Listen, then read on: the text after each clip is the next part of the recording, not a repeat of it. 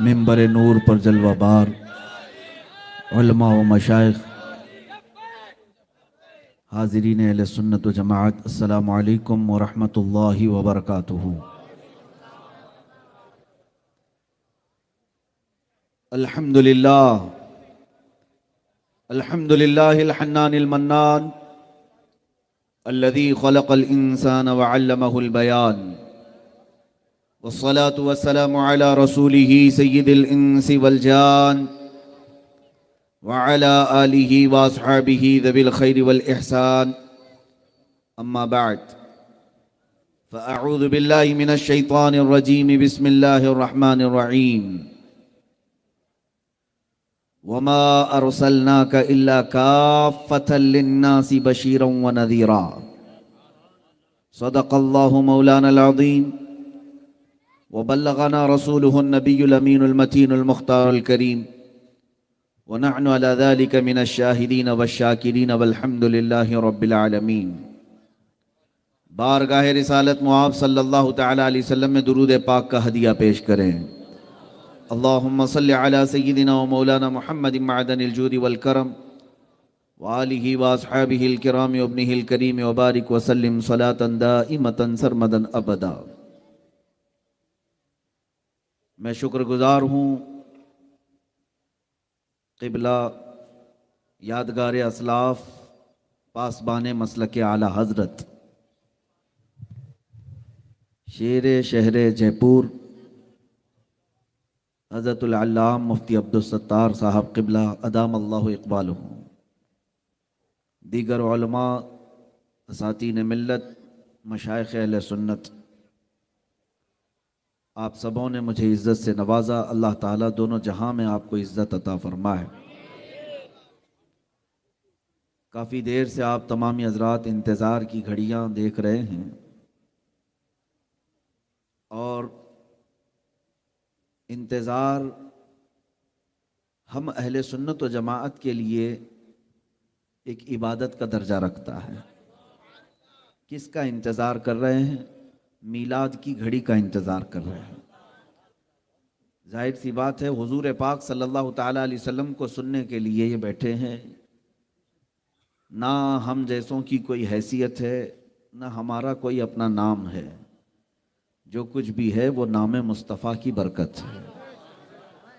یہ ساری قوم دیوانہ وار کسی کو اگر سننے کے لیے پوری رات بیٹھتی ہے تو وہ صرف میرے مصطفیٰ کی شان سننے کے لیے بیٹھتی ہے۔ عزیزان گرامی وقار، شان مصطفیٰ بیان کرنے کا مجھے حکم دیا گیا، لیکن ساتھ ہی میں علامہ جامی کا یہ شعر پڑھ دوں تو سمجھ میں آ جائے بات۔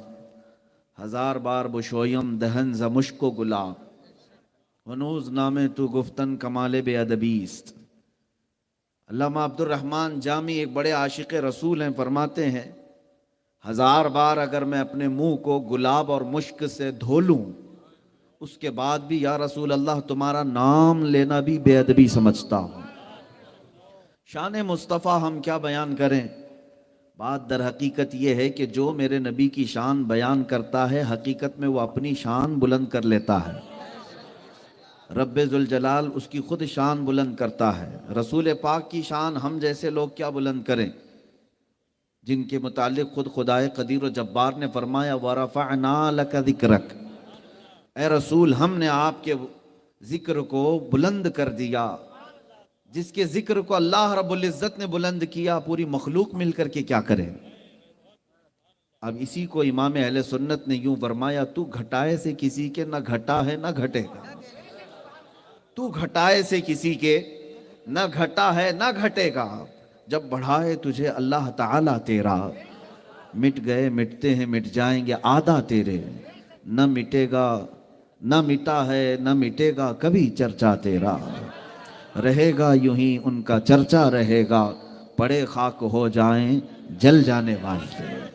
اور آج کی یہ محفل دیکھ کر کے شہر جے پور کی قسمت پر میں رشک کرتا ہوں کہ آپ سب اس عظیم بارگاہ میں خراج عقیدت پیش کرنے کے لیے حاضر آئے ہیں۔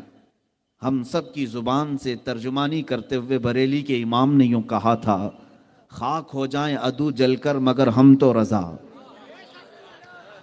خاک ہو جائیں جل کر عدو مگر ہم تو رضا، دم میں جب تک دم ہے ذکر ان کا سناتے جائیں گے، حشر تک ڈالیں گے ہم پیدائش مولا کی دھوم۔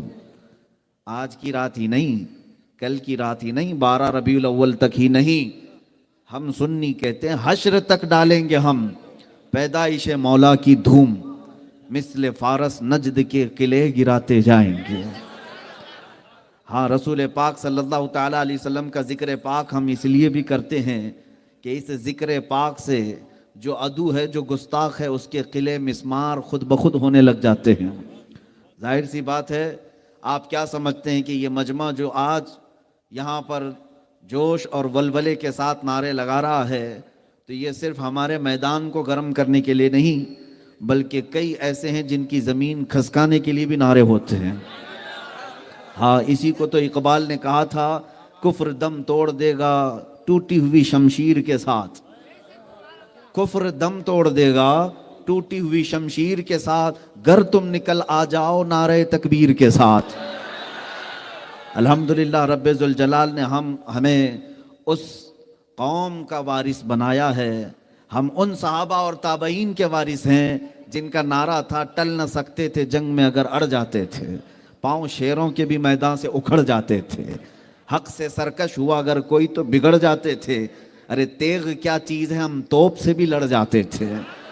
الحمدللہ مسلمان کسی بزدل قوم کا نام نہیں ہے، مسلمان اس قوم کا نام ہے جس کو اقبال نے کہا، یہ فاقہ کش موت سے ڈرتا نہیں ذرا، روح محمدی اس کے بدن سے نکال دو۔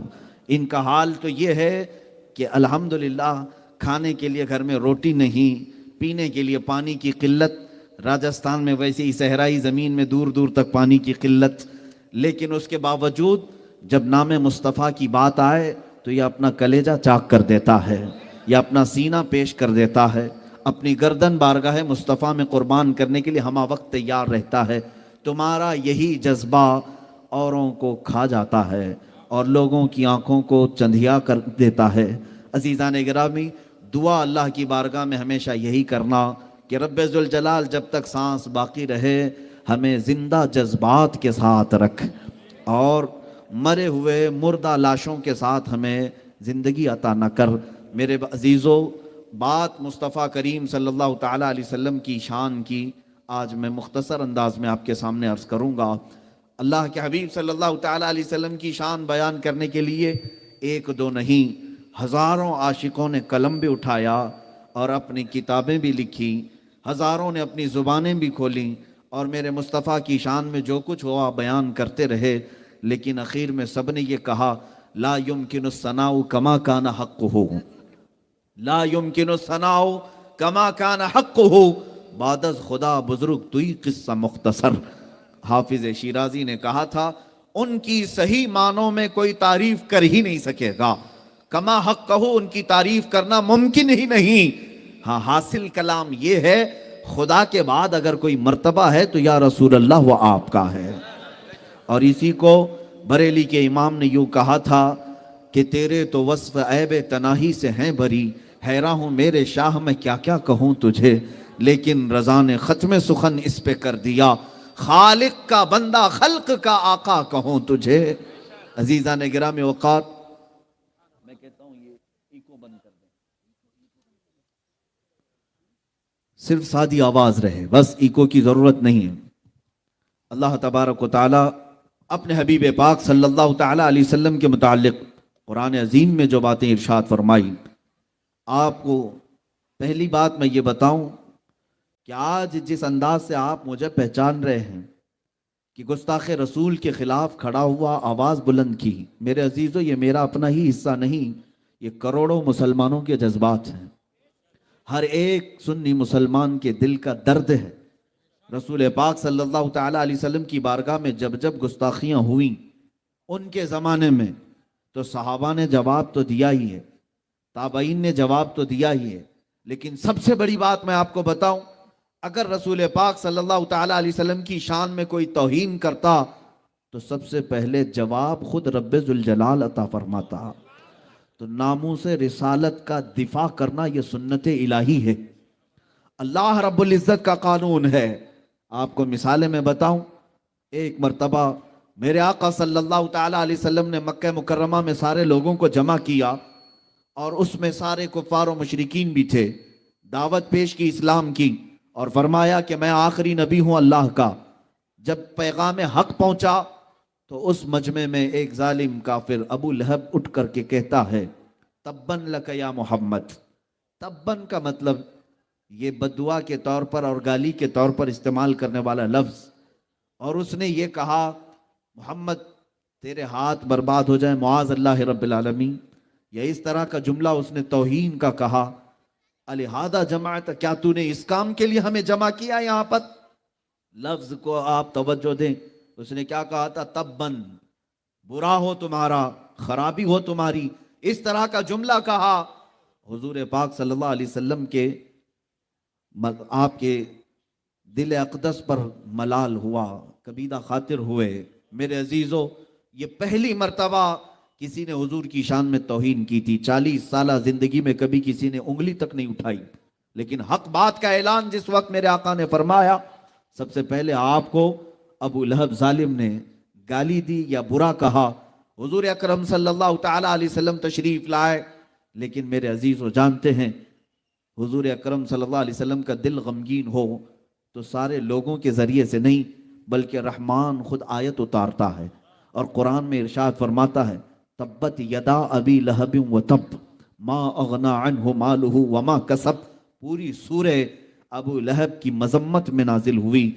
اللہ رب العزت ارشاد فرماتا ہے ابو لہب کے دونوں ہاتھ تباہ و برباد ہو جائیں اور اس کا مال اسے کوئی نفع نہیں دے سکے گا، اور اس پر جو لعنت اللہ رب العزت نے قرآن میں فرمائی۔ دوستو میرے عزیزو، آپ سے میں یہ پوچھنا چاہتا ہوں، ایک بار توہین رسالت کیا ابو لہب، لیکن اللہ نے اس کی مذمت میں قرآن کی آیت ایسی اتاری کہ کروڑوں مسلمان صبح قیامت تک اب ابو لہب کی ذات پر لعنت بھیجتے رہیں گے۔ قرآن پاک کے ذریعے سے اللہ تعالیٰ نے ناموس رسالت کا دفاع فرمایا ہے۔ میرے آقا کی عزت کی جب بات آئے قرآن کی آیت اترتی ہے۔ آپ کو میں بتاؤں، ایک مرتبہ ایسا ہوا کہ رب ذوالجلال کی طرف سے جو آیتیں اترتی تھی، کبھی دن میں 2 مرتبہ، کبھی 3 مرتبہ جبرائیل آتے تھے آیتیں لے کر، کبھی روز ایک آیت لے کر آتے، کبھی کچھ آیتیں لے کر۔ ایک موقع ایسا آیا کہ تقریباً 15 دن تک کوئی وحی نہیں اتری، کوئی آیت نہیں آئی، اور یہ بات مکہ میں مشہور ہو گئی کہ حضور پاک صلی اللہ تعالیٰ علیہ وسلم پر جو وحی اترتی ہے، قرآن کی آیتیں آتی ہیں، وہ جبرائیل لے کر نہیں آ رہے ہیں۔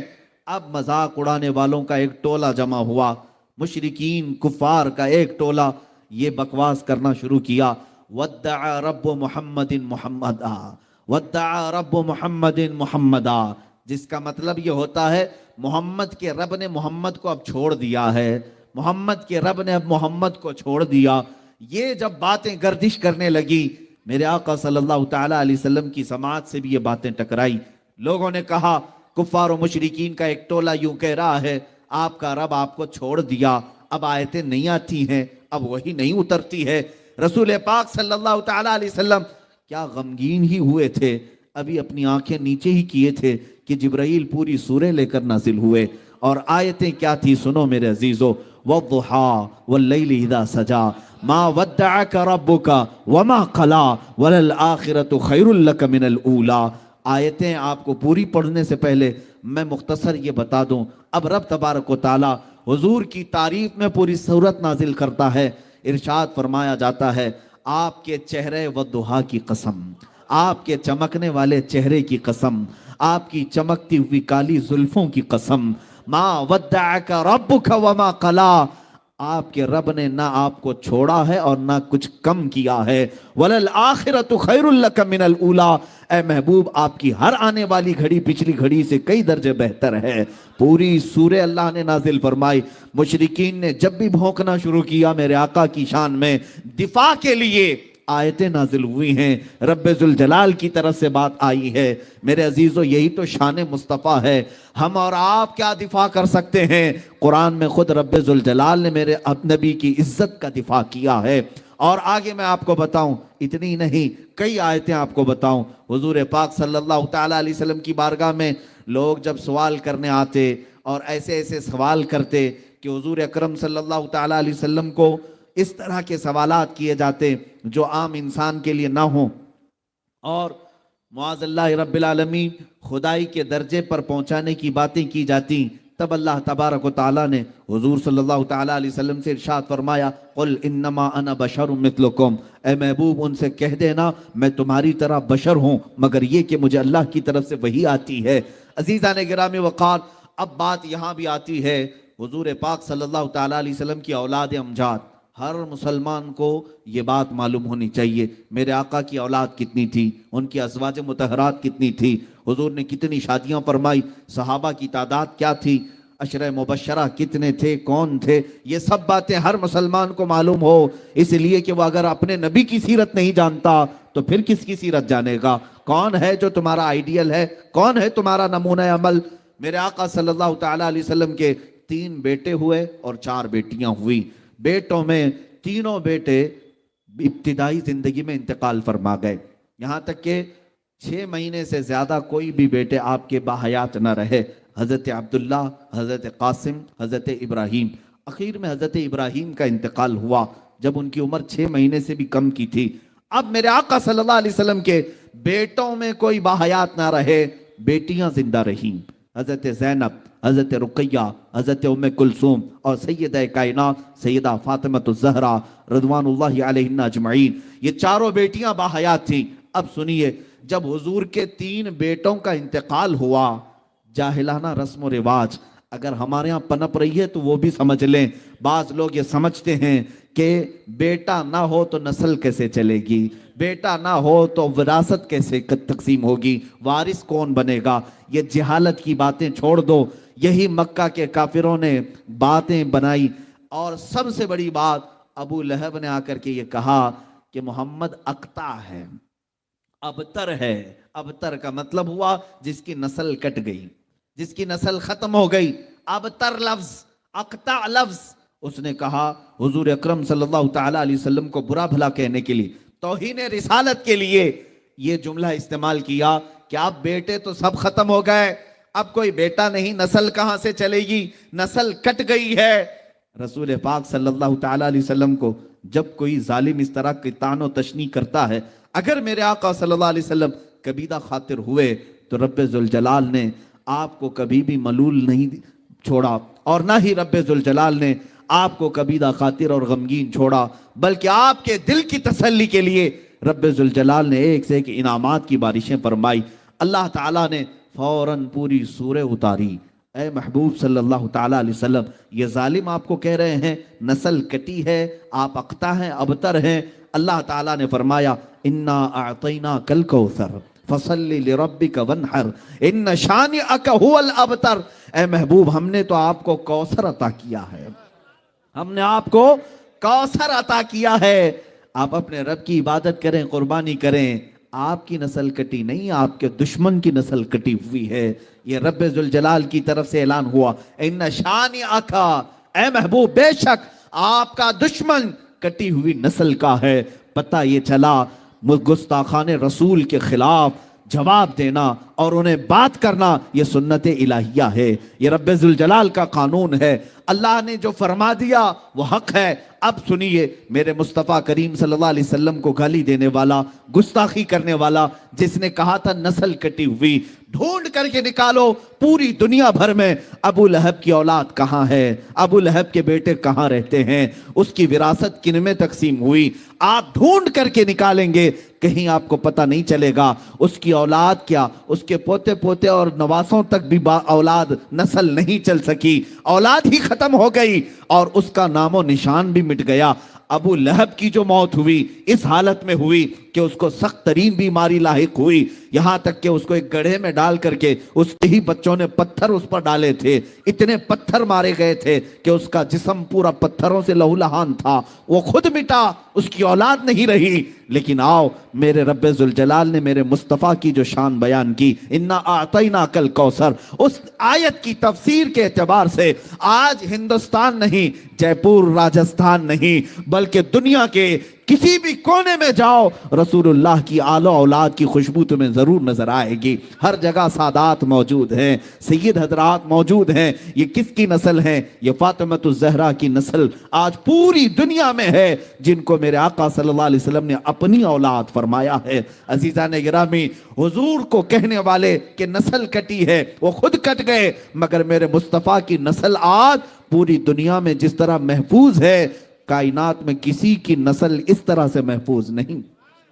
ایک بات یاد رکھیں, حضور کی جو نسل ہے آج, اس طرح کی پوری دنیا میں کسی اور کی نسل محفوظ نہیں.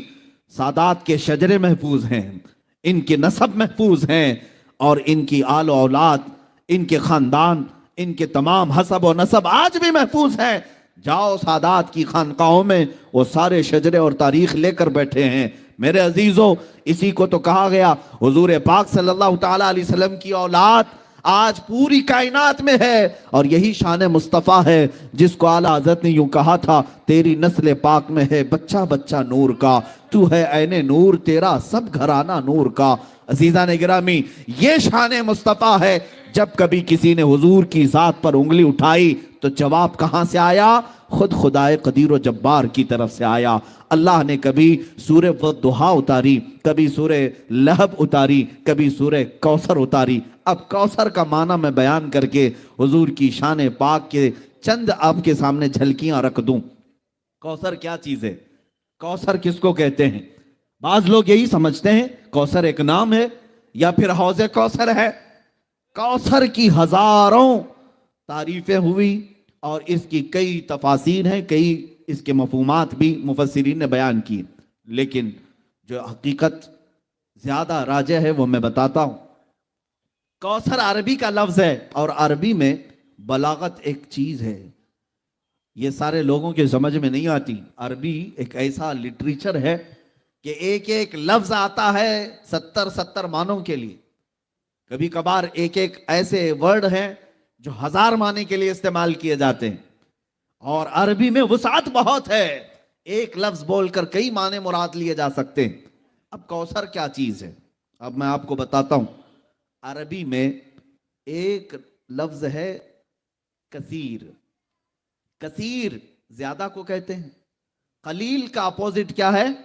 کثیر ہے. جیسے دن کا اپوزٹ رات ہے, سفید کا اپوزٹ بلیک ہے, کالا ہے. یہ اپوزٹ چیزوں کو میں بتا رہا ہوں. قلیل اگر کوئی چیز ہے تو تھوڑی ہے, تھوڑی چیز کو عربی میں کیا کہتے ہیں؟ قلیل. اور اس کا اپوزٹ کیا ہوتا ہے؟ کثیر. سمجھ میں آ رہی بات؟ میں سمجھا کر کے جانا چاہتا ہوں. کثیر قلیل کا اپوزٹ ہوتا ہے. اچھا, اگر کثیر سے بھی زیادہ بولنا ہے, مثال کے طور پر 10 کے اپوزٹ میں 100 لے کر کیا گئے, ایک طرف 10 روپے ہے, یہ قلیل ہے, 100 روپے کیا ہے؟ کثیر ہے. لیکن ہم کو اور بھی زیادہ بولنا ہے تو عربی میں اس کو اکثر کہتے ہیں. کیا کہتے ہیں؟ اکثر. کثیر سے بھی زیادہ ہو تو اکثر ہے. اکثر کتنا ہوتا ہے اس کی لمٹ نہیں بیان کی گئی. وہ لاکھ بھی ہو سکتا ہے 10 کے مقابل میں, 10 روپے کے مقابل میں لاکھ بھی آ سکتا ہے, وہ اکثر ہو گیا. اب اگر اکثر سے بھی زیادہ بولنا ہے تو اس کو کوثر کہا جاتا ہے. اسے کیا کہا جاتا ہے؟ کوثر کہا جاتا ہے. ایک ہے کثیر, اس سے زیادہ کو اکثر کہتے ہیں, اس سے بھی زیادہ ہو تو اسے کیا کہتے ہیں؟ کوثر. یہ 3 جملے تو یاد رکھو مسلمانوں, 3 باتیں تو یاد رکھو, کثیر, اکثر اور کوثر. اب میں یہ آیت پڑھتا ہوں. اللہ نے فرمایا انا اعطیناکل کوثر, اے محبوب ہم نے آپ کو کوثر عطا کیا. یہ کتنا ہے کوثر؟ کیسے اندازہ کر سکیں گے؟ مولا تو نے ہمارے نبی کو کیا دیا, کتنا دیا, اسی سے آپ اندازہ کر لیں. یہ پوری جو کائنات ہے, یہ پوری جو دنیا ہے جس میں ہم اور آپ جی رہے ہیں, یہ پوری روئے زمین, اس پر موجود پورے سمندر, اس پر موجود تمام درخت, اس پر موجود تمام چرند و پرند اور جانور, اس پر موجود تمام جنات, بلکہ فرشتے, ملائکہ, یہ پوری جو دنیا ہے, پوری دنیا, اس میں لاکھوں کروڑوں مخلوقات اللہ کی آباد ہے. کیڑے مکوڑے الگ, چرند و پرند الگ, جانور الگ, بہائم الگ، سمندر کی کروڑوں مچھلیاں الگ، جنات کی بے انتہا تعداد الگ، یاجوج ماجوج کی کثرت الگ، آسمانوں میں رہنے والی مخلوقات الگ، ملائکہ فرشتے یہ تمام مخلوقات الگ۔ ان تمام کائنات کی چیزوں کو اللہ کیا فرماتا ہے؟ قل متاع الدنیا قلیل، اے محبوب آپ فرما دیں یہ پوری دنیا قلیل ہے۔ کیا ہے؟ پوری دنیا کا سامان قلیل ہے، اس میں کروڑوں انسان بھی آ گئے، ہم بھی قلیل ہیں، پوری روئے زمین آ گئی، یہ بھی قلیل ہے، یہ سارے آسمان آ گئے، یہ بھی قلیل ہے، یہ ساری کائنات کے ہر ذرے اس میں آ گئے، یہ قلیل ہے۔ اب رب ذوالجلال ارشاد فرماتا ہے یہ پوری کائنات قلیل ہے۔ کیا ہے؟ قلیل ہے۔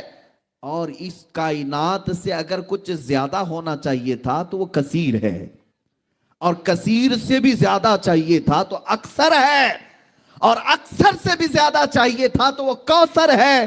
اے محبوب ہم نے آپ کو یہ پوری کائنات میں موجود یہ قلیل نہیں دیا، اس سے تھوڑا زیادہ کثیر بھی نہیں دیا، اس سے زیادہ اکثر بھی نہیں دیا، اے محبوب ہم نے تو آپ کو کوثر دیا ہے، ہم نے آپ کو کوثر عطا کیا ہے۔ عزیزان گرامی وقار، یہ شان مصطفیٰ ہے۔ رسول پاک صلی اللہ تعالیٰ علیہ وسلم کو اللہ فرما رہا ہم نے کوثر دیا ہے۔ اسی لیے شاعر نے کہا تھا حسن یوسف دم عیسیٰ ید بیضا داری، آنچ ہما خوباں دارند تو تنہا داری۔ اے رسول پاک آپ کو اللہ نے حسن یوسف بھی دیا ہے، اور حسن یوسف ید بیضا، حضرت موسیٰ علیہ السلام کا معجزہ ید بیضا بھی آپ کو دیا گیا، اور حضرت عیسیٰ علیہ السلام کی مسیحائی بھی دی گئی۔ اور پھر اخیر میں شاعر کہتا ہے وہ تمام خوبیاں جو انبیاء رکھتے تھے یا رسول اللہ وہ تنہا آپ کی ذات میں اللہ نے عطا کی۔ اور اسی کو اعلیٰ حضرت فرماتے ہیں ذات ہوئی انتخاب وصف ہوئے لاجواب، ذات ہوئی انتخاب وصف ہوئے لاجواب، نام ہوا مصطفیٰ تم پہ کروڑوں درود۔ میرے آقا صلی اللہ تعالیٰ علیہ وسلم کی شان عظمت میں چند مثالیں عرض کرتے ہوئے آگے بڑھوں گا۔ سیدنا آدم علیہ السلام کو اللہ تعالیٰ نے صفی اللہ کا خطاب دیا، وہ اللہ کے صفی ہیں۔ آدم علیہ نبینا علیہ الصلاۃ والتسلیم کثرت بکا میں مشہور تھے، یعنی آپ کثرت سے رویا کرتے تھے، کافی سالوں تک آپ نے گریہ بزاری کی، اور یہ کثرت بکا میرے آقا صلی اللہ علیہ وسلم کو بھی عطا کی گئی۔ حضرت نوح علیہ السلام نجی اللہ کے خطاب سے سرفراز ہوئے، اور اللہ رب العزت کی بارگاہ میں نجابت آپ کو دی گئی، اور میرے آقا صلی اللہ علیہ وسلم کو رب ذوالجلال نے نجی بھی بنایا۔ حضرت ابراہیم علیہ السلام کو اللہ نے خلیل کہا، وہ خلیل اللہ ہیں، اللہ رب العزت کے خلیل ہیں، لیکن میرے عزیزو اللہ تعالیٰ نے اپنے حبیب مصطفیٰ کریم صلی اللہ علیہ وسلم کو حبیب اللہ بنایا۔ جو ان نبیوں کو صفات دی گئی وہ تمام تر صفات میرے آقا صلی اللہ علیہ وسلم کی ذات پاک میں عطا کی گئی۔ وہ تمام خوبیاں جو اللہ تعالیٰ نے پچھلے انبیاء کو دی وہ حضرت حضور اکرم صلی اللہ علیہ وسلم کو عطا کی۔ اب چند مثالیں میں آپ کے سامنے رکھ رہا ہوں۔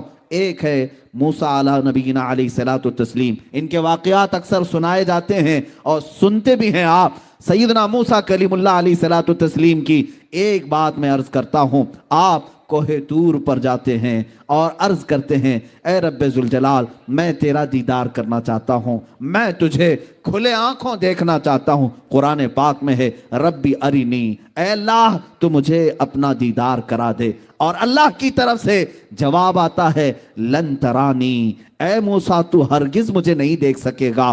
بار بار موسیٰ علیہ السلام نے اصرار کیا تو رب تعالیٰ نے پھر کس انداز میں بلایا فخلع نعلیک انک بالوادی المقدس طویٰ، اے موسیٰ اپنی چپلیں اتار دیں، اپنے نالین اتار دیں اور کوہ طور پر آئیں۔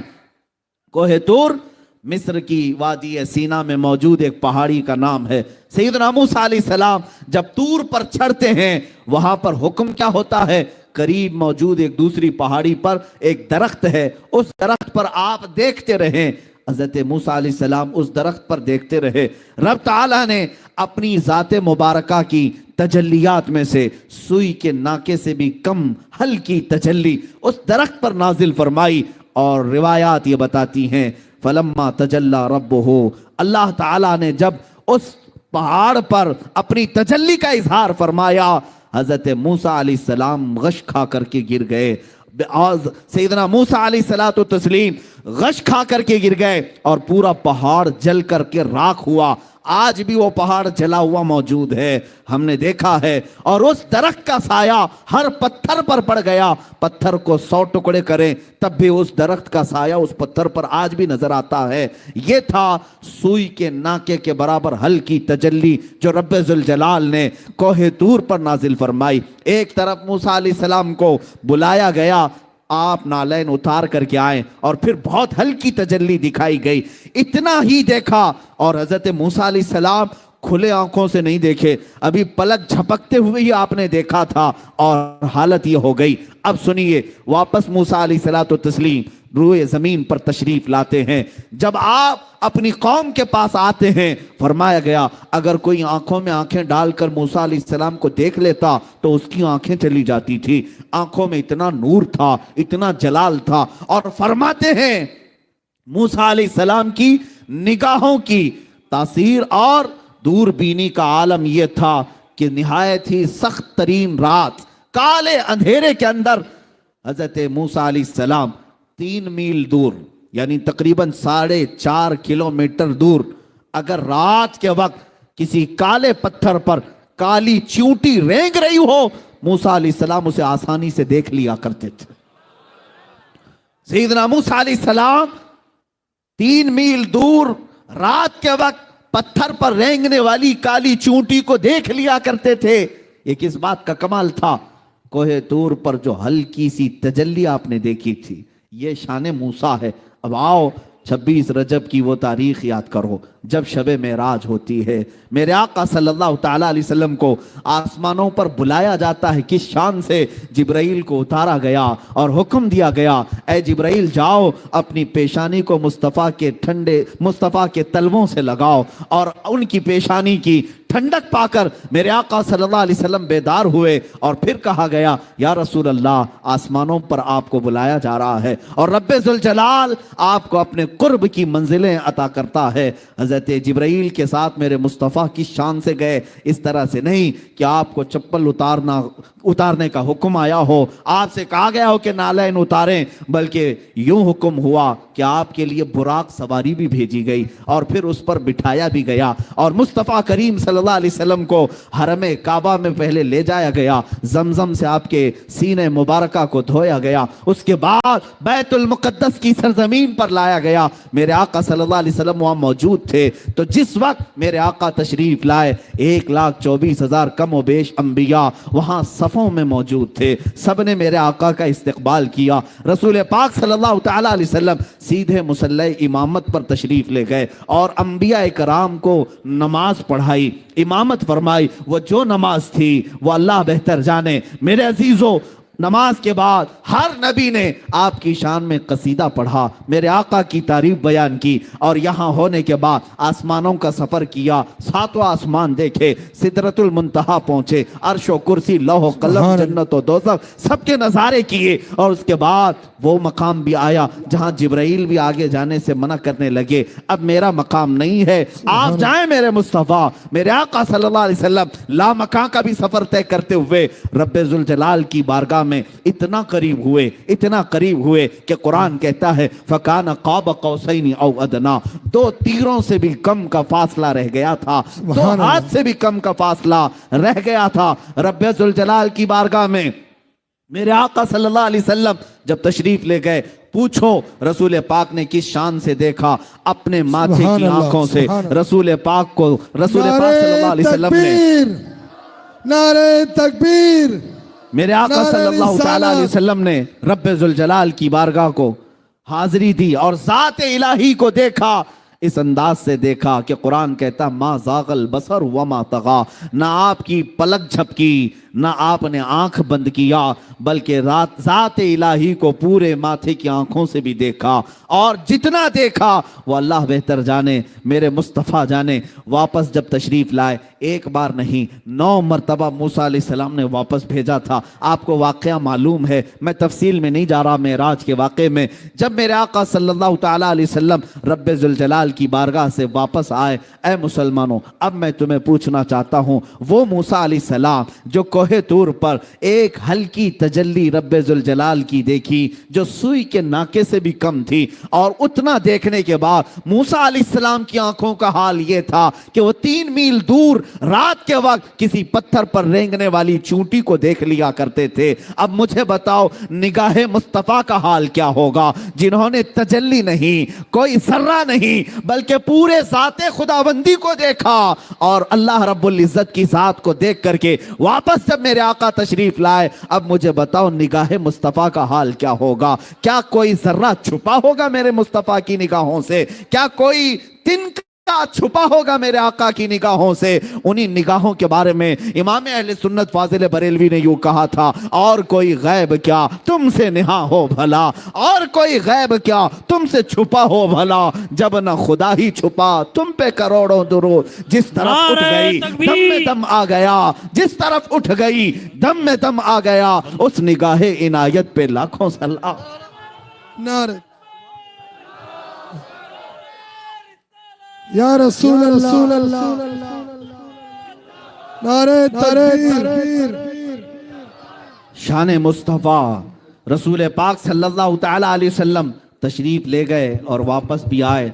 अब यहाँ लगे हाथों एक बात, मेराज का समा तो है नहीं, लेकिन है मीलाद मुस्तफ़ा। हम मेरे आका सल्लल्लाहु ताला अलैहि वसल्लम की शान बयान कर रहे हैं, दर हकीकत हम अपनी किस्मत को बुलंद कर रहे हैं। अजीज़ान गिरामी, लोग जब ये वाक़या सुनते हैं कि मेरे आका हरम काबा में गए, फिर वहाँ से बैतुल मुक़द्दस गए, 1,24,000 अंबिया की इमामत की, अक्सर अंबिया ने उसमें हुजूर की शान में खुतबे पढ़े, पहले आसमान का सफ़र, दूसरे आसमान का सफ़र, 2 आसमानों के बीच में जो सफ़र है वो 500 साल की मसाफत का है, 500 साल की मसाफत का, 7 आसमानों का सफ़र, अर्श व कुर्सी, लौह कलम, जन्नत व दोज़ख, इन सब का नज़ारा करना और फिर ज़ाते खुदाबंदी को देखकर वापस आना। लेकिन कमाल इस बात का है कि जब सुन्नी बयान करता है तो यूं कहता है कि बिस्तर जंजीर भी हिलती रही, बिस्तर भी रहा गरम। यही तो हम कहते हैं ना, जंजीर भी हिलती रही, बिस्तर भी रहा गर्म, ता अर्श गए फिर आए मोहम्मद सल्लल्लाहु अलैहि वसल्लम। हुजूर पाक गए भी आए भी, लेकिन वक्त कितना लगा, 1 मिनट का भी वक्त नहीं था।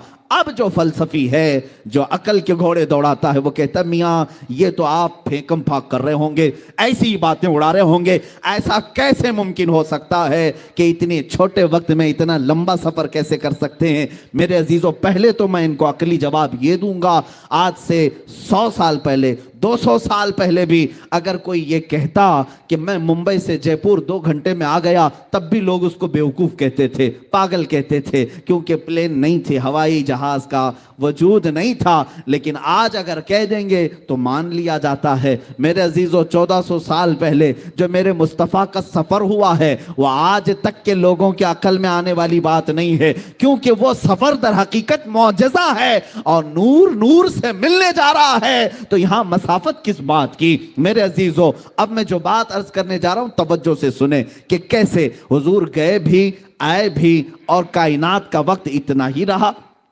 कायनात में इतना ही वक्त था, 1 मिनट का भी वक्त नहीं लगा।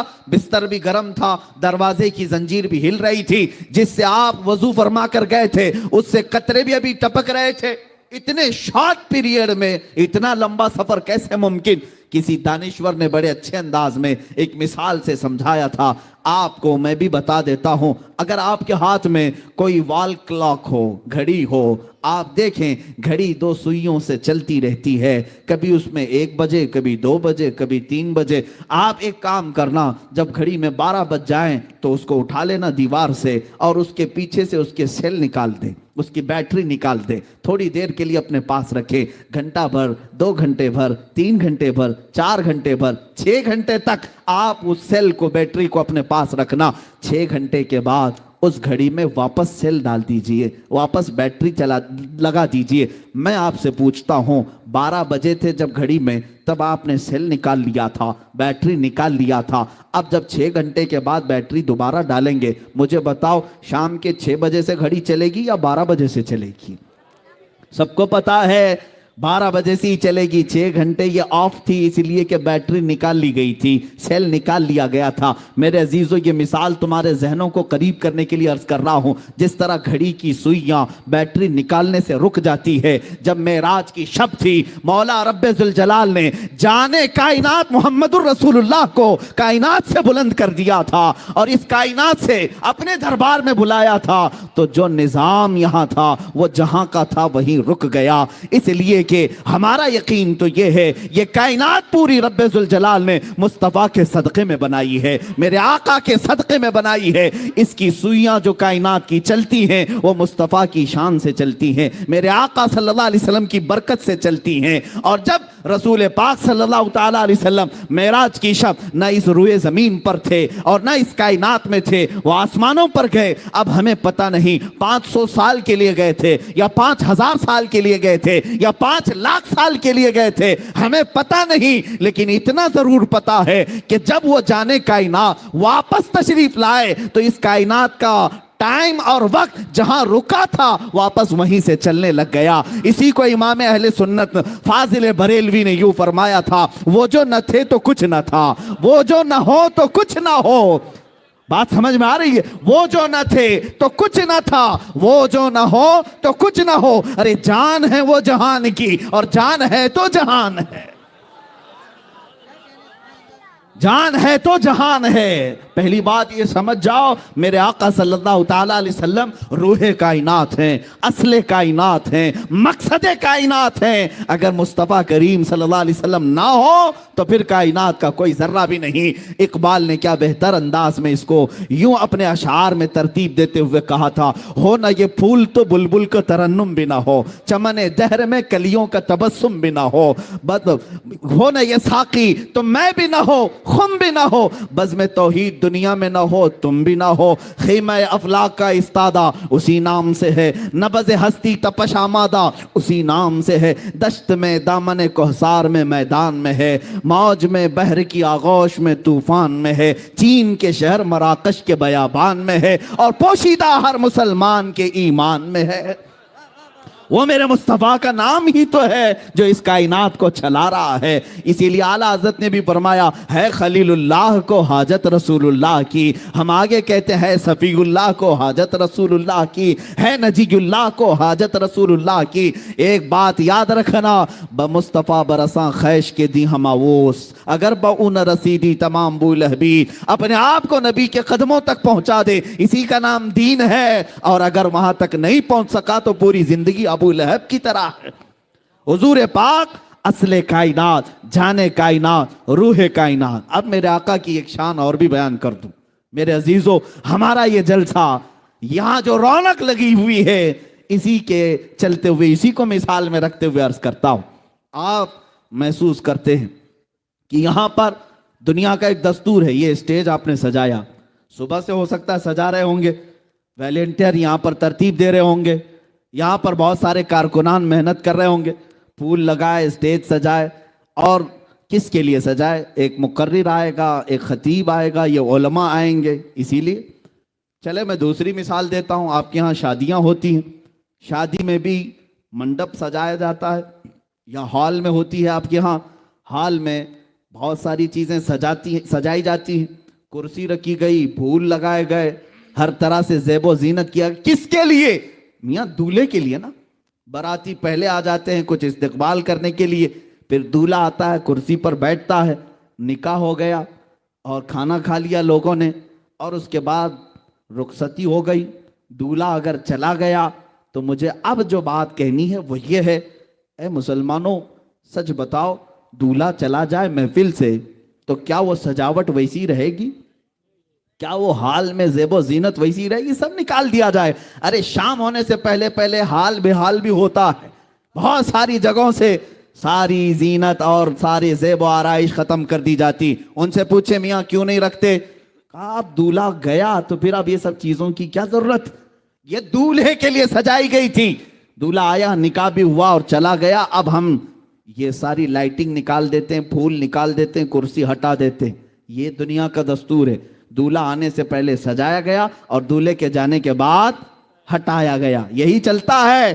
اب میں آپ کو بتاؤں, حدیث پاک کی روشنی کے مطابق اللہ رب العزت نے اس پوری کائنات میں پہلے زمین کو بچھایا, پھر آسمان کا چھت تانا اور درختوں کے کمکمے لگائے گئے, ستاروں سے جگمگایا گیا, چاند و سورج کو لائٹنگ میں بھیجا گیا, اور 1,24,000 نبیوں کو باراتی بنا کر بھیجا گیا.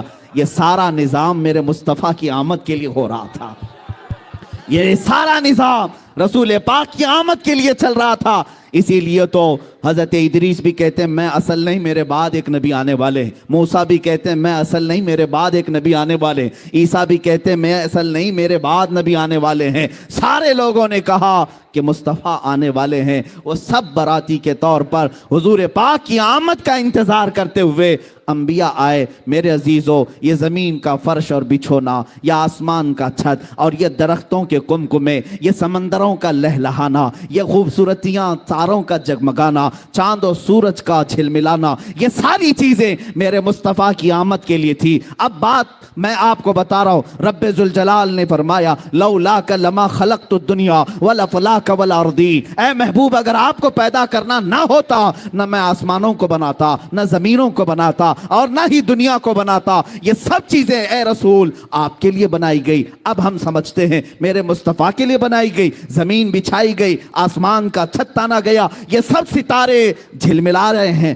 اب میں یہ کہنا چاہتا ہوں, وہ دولہا 12 ربیع الاول شریف کو پیر کے دن جلوہ افروز ہوا اور مدینہ طیبہ میں روپوش بھی ہوا. 63 سال کی زندگی مصطفیٰ کریم صلی اللہ علیہ وسلم نے ظاہری طور پر تمام انسانوں کے سامنے گزاری, اور اس کے بعد جب میرے آقا تشریف لے گئے. اب میں یہ کہنا چاہتا ہوں میرے عزیزوں, دنیا کا تو دستور یہ ہے کہ دولہا چلا جائے تو کرسی ہٹا دی جاتی ہے, دولہا چلا جائے تو زیب و زینت ختم کر دی جاتی ہے, اور لائٹنگ ہٹا دی جاتی ہے, پھول نکال لیے جاتے ہیں. میں یہ پوچھتا ہوں, اگر مصطفیٰ کریم صلی اللہ علیہ وسلم کی آمد کے لیے کائنات سجائی گئی تھی, زمین و آسمان سجائے گئے تھے, ستارے اور چاند و سورج بچھائے گئے تھے, تو اب میں یہ پوچھتا ہوں مصطفیٰ اگر چلے گئے تو یہ سب چیزیں ابھی باقی کیوں ہے؟ یہ زمین ابھی کیوں ہے؟ یہ آسمان کیوں ہے؟ یہ تارے ابھی کیوں چمک رہے ہیں؟ یہ چاند کیوں جھلملا رہا ہے؟ یہ سورج ابھی کیوں چمک رہا ہے؟ یہ ساری چیزیں اے مسلمانوں, ان اشیاء سے اگر تم پوچھو گے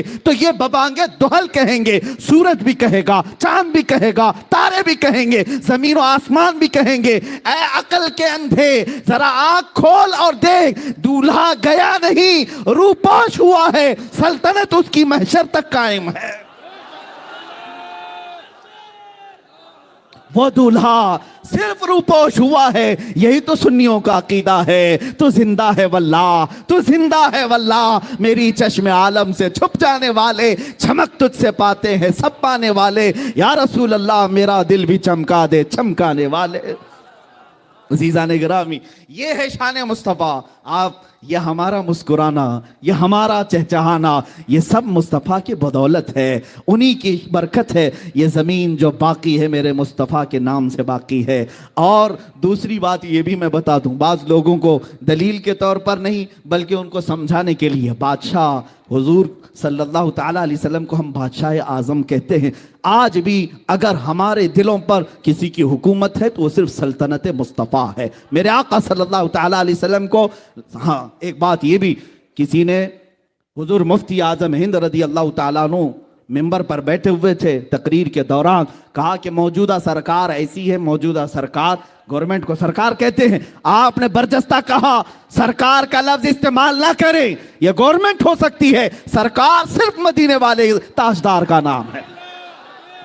میرے آقا صلی اللہ تعالیٰ علیہ وسلم کو ہم سرکار کا لفظ استعمال کرتے ہیں. عزیزان گرامی, جملے بدلو, اور آج بھی اگر حکومت ہمارے سینوں پر کسی کی ہے وہ میرے مصطفیٰ کریم صلی اللہ علیہ وسلم کی. دیکھیں آپ, 14 صدیاں بیت گئی, ہم نے حضور پاک صلی اللہ تعالیٰ علیہ وسلم کا زمانہ نہیں پایا, اور نہ ہی ان کے زمانے میں ان کے دیدار سے مشرف ہوئے، لیکن 14 صدیاں گزرنے کے بعد بھی آج بھی بحمداللہ ہمارے گھر کے ہر بچے میں یہ جذبہ موجود ہے۔ نام لے کر کے تو دیکھو بچہ گردن دینے کو تیار ہے۔ یہ محبت، یہ اطاعت کس کے ساتھ ہو سکتی ہے؟ بادشاہ کے ساتھ ہو سکتی ہے، اور وہ بھی ایسا بادشاہ جو صرف سروں پر حکومت نہیں کرتا، دلوں پر حکومت کرتا ہے۔ اور اعلیٰ حضرت نے یہی تو کہا تھا، حسن یوسف پہ کٹی مصر میں انگشت زنا، حسن یوسف پہ کٹی مصر میں انگشت زنا، سر کٹاتے ہیں تیرے نام پہ مردان عرب۔ اور ادیب لائل پوری کہتا ہے، ایک شاعر ہیں، یوں کہتے ہیں، ایک شہنشاہ نے بخشے ہیں سمرقند و بخارا کسی محبوب کے رخسار کے دل پر۔ ایک بادشاہ اپنی محبوبہ کے رخسار پر تل، اس پر سمرقند اور بخارا 2 شہر اس نے بخش دیے، انعام میں دے دیے۔ اب وہ شاعر کہتا ہے، ایک شہنشاہ نے بخشے ہیں سمرقند و بخارا کسی محبوب کے رخسار کے دل پر، مگر اے سید عالی تیری ناموس تیری عظمت پر ایک نہیں لاکھوں ہیں قربان گئے عشق کے ہر کوچہ و بازار میں، سر اپنا ہتھیلی پہ لیے کرنے کو ہیں تیار، سر اپنا ہتھیلی پر لیے ہیں کرنے کو نثار۔ عزیزان گرامی، یہ میرے مصطفیٰ کی شان ہے۔ اگر بادشاہت ہو تو ایسی ہو کہ روح پر بھی ہو، قلب پر بھی ہو۔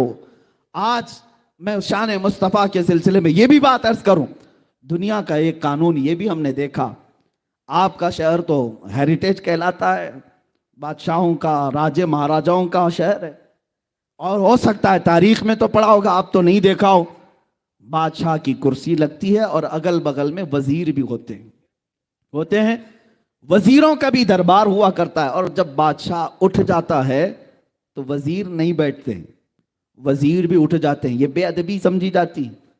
بادشاہ جب کرسی پر ہے تو اس کے پہلو میں وزیر ہوتے ہیں، اور جب تک وزیر بیٹھے ہیں، یہ بادشاہوں کا نظام ہوتا تھا کہ جب تک وزیر پہلو میں بیٹھے ہیں اس بات کی دلیل ہوتی کہ اس کی بادشاہت قائم ہے، کوئی بھی رعایا آئے اور سوال کرے، اور اگر وزیر چلے گئے تو یہ کہا جاتا کہ نہیں اب بادشاہ چھٹی پر جا رہے ہیں، سلطنت اٹھائی جا رہی ہے، کام و کاج ختم کیے جا رہے ہیں، کیونکہ وزیر جو ہوتے ہیں وہ اس بات کی علامت ہوتے ہیں کہ رعایا اپنی حاجتیں بیان کرنے کے لیے آ سکتی ہے، سلطنت کا دروازہ کھلا ہے، اس بات کی علامت ہوتی جب بھی وزیر بیٹھا کرتے، یہ دستور ہوا کرتا۔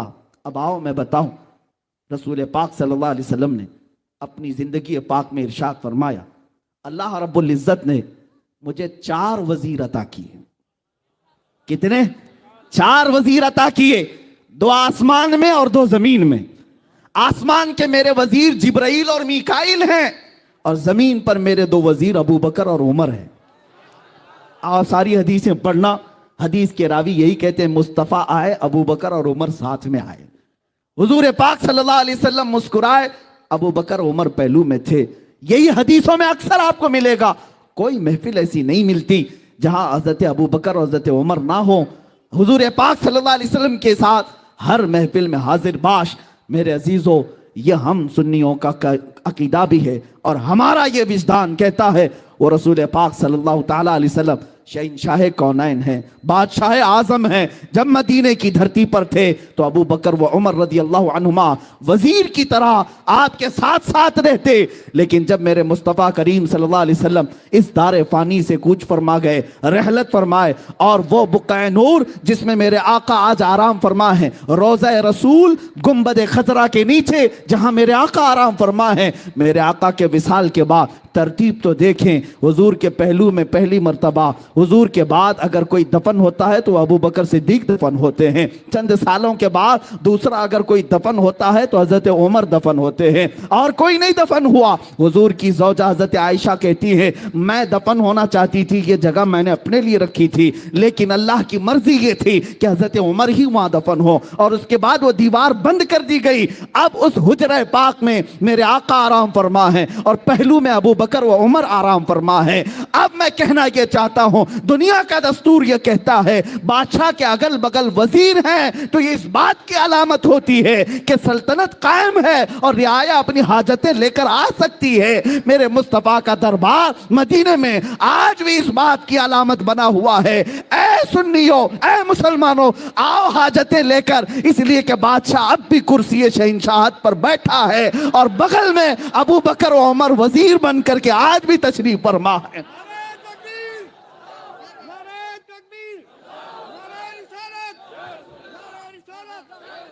عزیزان مکرم، بادشاہت آج بھی قائم ہے اور وزیر اب بھی پہلو میں آرام فرما ہے۔ اتنا ہی نہیں، میرے آقا فرماتے ہیں جب سور پھونکا جائے گا قیامت کے دن اور سارے لوگ اپنی اپنی قبروں سے اٹھیں گے، حضور فرماتے سب سے پہلے جو اپنی قبر سے اٹھے گا وہ محمد الرسول اللہ صلی اللہ علیہ وسلم۔ حضور فرماتے میں اٹھوں گا، میرے بعد ابو بکر اور عمر اٹھیں گے، اور پھر حضور صلی اللہ علیہ وسلم محشر کا میدان بھی کس شان سے بیان کرتے ہیں۔ ارشاد فرماتے ہیں میدان محشر قائم ہوگا، میں اس حالت میں آؤں گا کہ میرا ایک ہاتھ ابو بکر کے کندھے پر ہوگا، دوسرا ہاتھ عمر کے کندھے پر ہوگا۔ محشر کے میدان میں بھی رسول اس حال میں تشریف لا رہے ہیں کہ ہر کہنے والا کہے گا فقط اتنا سبب ہے انعقاد بزم محشر کا، فقط اتنا سبب ہے انعقاد بزم محشر کا کہ ان کی شان محبوبی دکھائی جانے والی ہے۔ قیامت کے دن بھی یہ بتایا جائے گا کہ آج شان ہے اگر کسی کی تو صرف شان مصطفیٰ ہے، میرے مصطفیٰ صلی اللہ علیہ وسلم کی شان ہے۔ عزیزان گرامی وقار، رسول پاک صلی اللہ تعالیٰ علیہ وسلم کی شان پاک کے سلسلے میں نے سیدنا موسیٰ کلیم اللہ علیہ السلام کی حیات سے ایک چیز لی تھی۔ دوسری ایک بات میں آپ کو بتا دوں، رحم و کرم میں بے مثال نبی، سجود و سخا میں بے مثال نبی۔ ایک بار حضرت موسیٰ علیہ السلام کے ساتھ یہ واقعہ پیش آیا کہ قارون جو بہت خزانوں کا مالک تھا، بڑے پیسے والا تھا، موسیٰ علیہ السلام نے کہا زکوٰۃ دے دینا۔ زکوٰۃ ان کے زمانے میں ان کی امت پر جو زکوٰۃ فرض تھی وہ 1/4 یعنی 25% دینا پڑتا۔ اب قارون کے خزانے بہت تھے، 70 اونٹوں پر تو صرف خزانوں کی چابیاں رکھی جاتی تھی، اتنا مالدار تھا۔ اس نے کہا میرے لیے رعایت کر دی جائے۔ آپ نے اللہ کی بارگاہ میں سفارش کی اور رعایت یوں کرائی کہ 1000 میں 1 روپیہ دے دے، اتنی آسانی کر دی گئی۔ اس حساب سے بھی جب اس نے کیلکولیٹ کیا تو کئی خزانے صرف زکوٰۃ میں جا رہے تھے، دینے کا ارادہ نہیں ہوا۔ مال بڑی خطرناک چیز ہے، کبھی کسی کے ہاں آ جائے تو کبھی دین اور ایمان بھی لے جاتی ہے، اخلاق و کردار بھی لے جاتی ہے۔ لیکن دعا یہ کرنا مال آئے تو عثمان غنی کا مال آئے، ابو بکر صدیق کا مال آئے، پھر کروڑ پتی بھی بنو کچھ فرق نہیں پڑتا۔ ہاں، اللہ اور رسول سے غافل کرنے والا مال نہیں آنا چاہیے۔ حضرت موسیٰ علیہ السلام کے ساتھ اس نے کیا کیا، قارون نے ایک عورت کو پیسہ دے کر کے زنا کا الزام لگانے کے لیے محفل میں حاضر کیا اور کہا کہ جب میں اشارہ کروں تو کہہ دینا میرے پیٹ میں موسیٰ کا بچہ پل رہا ہے۔ نبی پاک پر توہین، الزام، بہتان۔ عورت بارگاہ میں حاضر ہوئی، سب مجمع میں قارون کھڑا ہوا اور پوچھا زنا کی کیا سزا ہے؟ میرے موسیٰ علیہ السلام نے یوں کہا کہ اس کو پتھر مار کر کے ہلاک کر دیا جائے گا۔ اس نے کہا اگر آپ کریں تو معاذ اللہ۔ موسیٰ علیہ السلام جلال میں آ گئے، اللہ کے نبی، کوئی چھوٹا عیب بھی نبیوں پر نہیں آ سکتا، زنا بہت دور کی چیز ہے۔ اس نے اشارہ کیا عورت کو کہ کھڑی ہو جا، بتا تیرے پیٹ میں کس کا بچہ ہے۔ وہ کھڑی تو ہوئی لیکن بول نہ سکی، تھر تھر کانپتی رہی، اور اس کے بعد کہا مجھے قارون نے پیسے دیے ہیں موسیٰ علیہ السلام پر الزام لگانے کے لیے۔ جب یہ بات سنی موسیٰ علیہ السلام کو اتنا جلال آیا، آپ نے زمین کو حکم دیا اے زمین پھٹ جا اور اسے نگل جا۔ زمین پھٹ گئی، قارون زمین کے اندر دھنستا رہا، دھیرے دھیرے اس کے پیر گھس گئے، کمر تک آ گئی۔ اس وقت اس نے کہا موسیٰ تم مجھے زمین میں دھسا کر میرے خزانوں پر قبضہ کرنا چاہتے ہو؟ موسیٰ علیہ السلام نے رکوا دیا، پھر حکم دیا اے زمین اس کے سارے خزانوں کو نگل جا۔ زمین پھٹ گئی، سارے خزانے تہس نہس ہو گئے۔ آج مصر کی سرزمین پر فیوم ایک جگہ ہے، وہاں پر بحیرہ قارون ایک جگہ ہے جہاں پر یہ سارے خزانے دھسا دیے گئے۔ اب وہاں ریت کے علاوہ کچھ نہیں ملتا، ریت ہے یا پانی۔ اب قارون کو موسیٰ علیہ السلام نے دھسانے کا حکم دیا، زمین نگلتی چلی گئی، نگلتی گردن تک آنے پر اس نے پکارا، اے موسیٰ معاف کر دو، اے موسیٰ معاف کر دو۔ موسیٰ علیہ الصلوۃ والتسلیم اس کی طرف توجہ بھی نہیں فرمائی، کیونکہ اس نے زنا کی تہمت لگائی، اور تھوڑی دیر میں وہ زمین میں دھس گیا اور ختم ہو گیا۔ ایک واقعہ اپنے ذہن میں یہ رکھو، موسیٰ علیہ السلام اللہ کے نبی ہیں اور ان پر تہمت لگایا اور اس نے انجام دیکھ لیا۔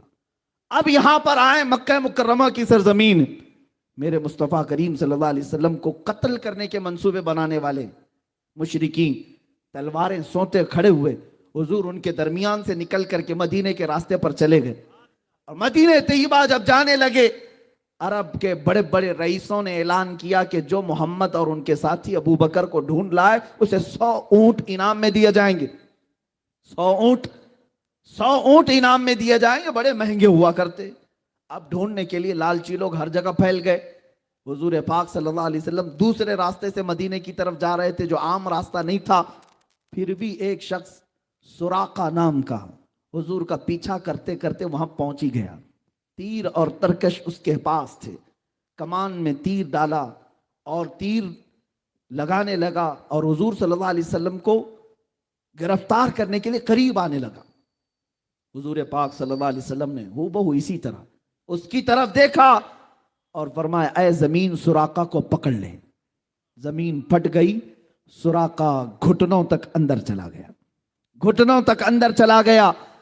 اب اس کے بعد اس نے پکار کر کے کہا، اے محمد صلی اللہ علیہ وسلم، میں نے آپ کو پوری زندگی دیکھا، آپ شریف ہیں، ابن شریف ہیں، ابن شریف ہیں، آپ کے باپ آپ کے دادا سب جود و سخا اور کرم والے لوگ ہیں، مجھے معاف کر دیں، مجھے معاف کر دیں، میں لالچ میں آ گیا تھا۔ حضور پاک صلی اللہ علیہ وسلم نے اس کو دھسائے نہیں، زمین سے کہا، اے زمین سراقہ کو چھوڑ دے۔ جو جان لینے آیا حضور نے کیا فرمایا، سراقہ کو چھوڑ دے۔ زمین ہٹ گئی اور سراقہ کے پیر نکل آئے۔ وہ جب نکل آئے باہر چلنے لگا، میرے آقا اپنا سفر طے کر رہے تھے۔ تھوڑی دیر کے بعد سراقہ کی نیت پھر خراب ہوئی، دوبارہ پھر حضور کا پیچھا کیا، حضور کا پیچھا کرتے ہوئے قریب آیا۔ حضرت ابو بکر نے عرض کیا، یا رسول اللہ یہ پھر آ گیا۔ میرے آقا نے پیچھے دیکھا اور فرمایا، اے زمین سراقہ کو پکڑ لے۔ دوبارہ زمین پھٹ گئی، اب کمر تک دھس گیا، کمر تک دھس گیا، اور اس کے بعد پھر چلانے لگا، رونے لگا، اے محمد آپ کریم ابن کریم ہیں، سخی ابن سخی ہیں، آپ شریف النفس ہیں، آپ سے کبھی کسی نے برائی نہیں دیکھی، مجھے معاف کر دے، مجھے معاف کر دے۔ میرے آقا نے پلٹ کر کے دیکھا اور کہا، زمین سراقہ کو چھوڑ دے، زمین سراقہ کو چھوڑ دے۔ زمین پھر پھیل گئی اور سراقہ کے قدم وہاں سے نکل گئے۔ ایک طرف عطا ہی عطا ہے، یہ ہے شان مصطفیٰ۔ میرے عزیزو، سراقہ کو تو اب جانا تھا، چلا گیا، تھوڑی دور جانے کے بعد تیسری بار پھر نیت خراب ہوئی۔ ایک ہے میرے مصطفیٰ، آزادی پہ آزادی دیتے ہیں اور دشمن پھر حملہ پہ حملہ کرنا چاہتا ہے۔ تیسری مرتبہ آ گیا کہ آپ کسی اور راستے سے آ کر پکڑ لوں، 100 اونٹ کہاں چھوڑوں گا، لالچ۔ میرے آقا نے تیسری مرتبہ دیکھا، پھر فرمایا، اے زمین سراقہ کو پکڑ لے۔ زمین پھٹ گئی، اب گردن تک چلا گیا۔ اب تیر اور ترکش توڑ دیا اور کہا، اب سچی توبہ کرتا ہوں، اب تو مجھے معاف کر دو۔ اب سنو میرے عزیزو، میرے آقا نے اب کیا کیا، اب کیا کیا، آپ صرف چھوڑا نہیں بلکہ دیکھا اور کہا، سراقہ تو پیچھے سے پیچھے لگا ہوا ہے صرف 100 اونٹ کے لیے، 100 اونٹوں کے انعام کے چکر میں تو مجھے گرفتار کرنے آیا، لیکن میں تو دیکھ رہا ہوں تیرے ہاتھ میں قیصر و کسریٰ بادشاہ کے کنگن آنے والے ہیں۔ قیصر و کسریٰ بادشاہ اس زمانے کے سپر پاور طاقتوں کا نام تھا، جس طرح آج امریکہ اور رشیا کو کہتے ہیں یا نہیں پتہ نہیں، لیکن کہا جاتا ہے اس زمانے میں ایران اور روم کو سپر پاور قیصر و کسریٰ کہا جاتا تھا، اور ان بادشاہوں کے ہاں سونے کے کنگن پہنے جاتے جو دنیا کے سب سے مہنگے، اور وہ سراقہ کو میرے آقا فرما رہے ہیں، میں تیرے ہاتھوں میں قیصر و کسریٰ کے کنگن دیکھ رہا ہوں۔ اتنا سننا تھا، اس نے کہا، اشہد ان لا الہ الا اللہ واشہد انک محمدن رسول اللہ۔ وہ کلمہ طیبہ پڑھا، اب وہ جو گرفتار کرنے آیا تھا دامن اسلام میں آ گیا. میرے آقا صلی اللہ تعالیٰ علیہ وسلم کی بارگاہ میں اپنی جان نچھاور کرنے کو تیار. اب وہ صحابی رسول ہیں, ان کی بارگاہ میں ہم ایک جملہ بھی نہیں کہہ سکتے. عزیزان گرامی, یہی شان مصطفیٰ مجھے عرض کرنی ہے. کہیں لوگ مارے جاتے ہیں یا اگر کسی نبی کو جلال آیا تو ہلاک کر دیے جاتے ہیں, مگر میرے مصطفیٰ کا جود و سخا ایسا ہے کہ لوگ اگر جان بھی لینے آئیں میرے مصطفیٰ انہیں معاف کر کے ہمیشہ اپنی غلامی میں قبول فرماتے ہیں. ایک دو نہیں, وہ عمر ابن خطاب جو تلوار لے کر میرے آقا کی گردن مارنے جا رہے تھے, لیکن قریب پہنچنے کے بعد میرے آقا صلی اللہ علیہ وسلم کی بارگاہ میں تلوار رکھی اور اپنی گردن بھی رکھ دی اور ہمیشہ کے لیے میرے آقا کے ہو کر رہ گئے. ایک دو نہیں, حضرت خالد بن ولید جو حضور کے مقابل میں جنگ احد لڑے اور وہاں پر مقابلہ کیا, ابو سفیان کتنی جنگیں لڑے, لیکن اخیر میں میرے آقا کی غلامی میں آ ہی گئے, اس لیے کہ چہرہ ہی کچھ ایسا تھا میرے آقا کا, دشمن بھی دیکھتا تو کہتا یہ جھوٹے کا چہرہ ہو نہیں سکتا. میرے آقا صلی اللہ علیہ وسلم کی بارگاہ میں اب جو بات میں کہہ رہا ہوں صرف میرے آقا نے فرمائی نہیں دیا قیصر و کسریٰ کے کنگن. حضور کی وفات ہوئی, ابو بکر صدیق کی بھی وفات ہو گئی, خلافت فاروقی آئی, حضرت عمر کا زمانہ تھا. اس زمانے میں اسلامی فوجیں ایران پر چڑھائی کی اور روم پر بھی حملہ کیا. قیصر و کسریٰ دونوں کی حکومتیں ختم ہوئی اور وہاں سے جو مال غنیمت تھا وہ مدینہ لایا گیا. قیصر و کسریٰ کے وہ کنگن بھی لائے گئے. لیکن آپ کو ایک بات بتا دوں, حضرت سراقہ رضی اللہ تعالیٰ عنہ ایک بار حضرت عمر کی خلافت کے زمانے میں بہت شدید بیمار ہوئے, اتنے شدید بیمار ہوئے کہ لوگ آخری بار ان کو دیکھنے کے لیے آنے لگے کہ اب ان کی وفات قریب ہے. جب لوگ جمع ہوئے گھر میں, حضرت سراقہ نے جلال میں کہا کیوں آ رہے ہو تم لوگ, سب واپس جاؤ, میں مرنے والا نہیں ہوں, تم سمجھ رہے ہو میں مر جاؤں گا. لوگوں نے کہا آپ کی حالت بہت نازک ہے, وفات قریب آ چکی, آپ کی ایسا نزع کا عالم لگتا ہے. حضرت سراقہ نے کہا خبردار, میری موت اس وقت تک نہیں آ سکتی جب تک میں اپنے ہاتھ میں قیصر و کسریٰ کے کنگن نہ دیکھ لوں. اس لیے کہ کسی اور نے نہیں کہا, مصطفیٰ جان رحمت نے فرمایا. ان کی طبیعت صحیح بھی ہوئی, صحت یاب بھی ہوئے اور حضرت عمر کے زمانے میں قیصر و کسریٰ کو فتح کیا گیا اور وہ کنگن لائے گئے, حضرت عمر کی بارگاہ میں پیش کیے گئے. حضرت عمر نے کہا میں نے رسول اللہ سے یہ سنا تھا کہ یہ کنگن سراقہ کے ہاتھ میں ڈالے جائیں گے, یہ لے جاؤ اے مسلمانوں, یہ امانت ہے. اور لے جا کر کے حضرت سراقہ کو پہنایا گیا. میرے مصطفیٰ کی زبان سے جو بات نکلی وہ ہو کر رہی, چاہے دن برباد ہو, سال برباد ہو, 100 سال بعد ہو, لیکن اتنی بات یاد رکھنا, زمین ٹل سکتی ہے, زمانہ ٹل سکتا ہے, میرے مصطفیٰ کا فرمان کبھی ٹل نہیں سکتا. حضرت سراقہ کو کنگن ملنے کے بعد پھر ان کی وفات بھی ہوئی. عزیزان گرامی وقار, میں گفتگو طویل نہ کرتے ہوئے اپنی گفتگو کو سمیٹتا ہوں. شان مصطفیٰ صلی اللہ تعالیٰ علیہ وسلم یہ ہے کہ ان کا خدا خود بیان کرے, اور میرے آقا صلی اللہ تعالیٰ علیہ وسلم کی دنیا میں شان یہ تھی. لوگوں نے حاتم طائی کی سخاوت بیان کی. حاتم طائی کے کئی دروازے تھے, جس دروازے سے آدمی جاتا اسے حاتم طائی دے دیتا تھا, نوازتا تھا. لیکن لوگوں نے کہا رسول پاک کی بارگاہ میں جب کبھی کوئی آتا تو ایک ہی دروازہ تھا. لوگوں نے یہ کہا ادھر ایک دروازہ اور حاتم طائی کے 7 دروازے. کسی عاشق نے کیا خوب جواب دیا, ایسا کیسا ہو سکتا, سخی ہیں, حاتم طائی سے بڑے سخی ہیں, اس کے تو 7 دروازے تھے, ان کا تو ایک دروازہ تھا. عاشق رسول نے کہا میاں حاتم طائی کے 7 دروازے اس لیے تھے کہ ایک دروازے سے پیٹ نہیں بھرتا سائل کا, دوسرے دروازے پر جاتا, دوسرے میں پیٹ نہیں بھرتا, تیسرے پر جاتا, تیسرے میں پیٹ نہیں بھرتا, چوتھے میں جاتا. وہ 7 دروازوں کے چکر اسی لیے لگاتا کہ ایک دروازے پر پیٹ نہیں بھرتا. میرے مصطفیٰ کا ایک ہی دروازہ ایسا ہے, اتنا دیا جاتا ہے کہ اب سائل کے پاس دامن بھی تنگ ہوتا ہے. میرے کریم سے گر قطرہ کسی نے مانگا, دریا بہا دیے ہیں, دربے بہا دیے ہیں. اس میں ایک بات میں عرض کر دوں, بڑی لگتی ہوئی بات ہے. میلاد قریب آ رہا ہے, ہم سب کے لیے علاج بھی ہے, دوا بھی ہے. میں تقریباً ہر میلاد میں اس حکایت کو بیان کرتا ہوں. سعادت الدارین میں موجود یہ حکایت ایمان افروز ہے. ایک غریب آدمی, مفلس آدمی, قرض میں ڈوبا ہوا, پریشان حال, کئی لوگوں کے قرضے لیا ہوا آدمی تھا, اور اس کے جو قرض دار تھے انہوں نے پیسے مانگے. جب وہ دے نہیں سکا تو قاضی اسلام جو اس وقت تھے ان کے پاس مقدمہ کر دیا کہ یہ ہمارے پیسے لیتا ہے، کھا جاتا ہے، دیتا نہیں۔ قاضی نے بلایا اور کہا کیوں نہیں دیتا؟ کہا غریب آدمی ہوں، پیسے نہیں ہیں۔ کہا یہ بہانہ نہیں چلے گا، ان لوگوں کے جو تو نے قرضے لیے، قرض میں ڈوبے ہوئے لوگ جو آتم ہتیا کرتے ہیں، خودکشی کرتے ہیں، سن لو، بزدل نہ بنو، جان تمہاری بڑی قیمتی ہے، قرض میں اگر آج ڈوبے ہو، میاں اندھیرا آنے کے بعد اجالا بھی رب ذوالجلال ہی لاتا ہے۔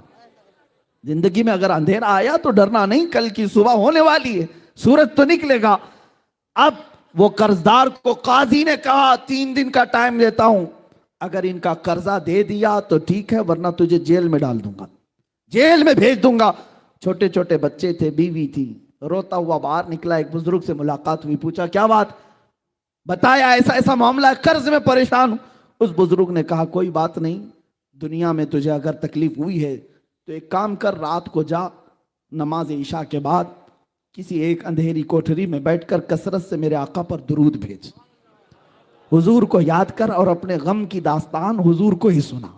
ان کا دربار آج بھی کھلا ہے۔ اس نے اس بات میں ہمت محسوس کی اور گھر آیا، رات کا وقت جیسی ہوا، نماز عشاء کے بعد کمرہ بند کر کے ایک اندھیری کوٹھری میں رونے لگ گیا۔ اور جب کسی پر غم آ جاتا ہے تو بے اختیار آنسو بھی نکلتے۔ درد اس طرح کا تھا کہ کوئی چیز اس کے پاس نہیں تھی، بیوی بچوں کو پالے کیسے اور قرضہ ادا کیسے کرے۔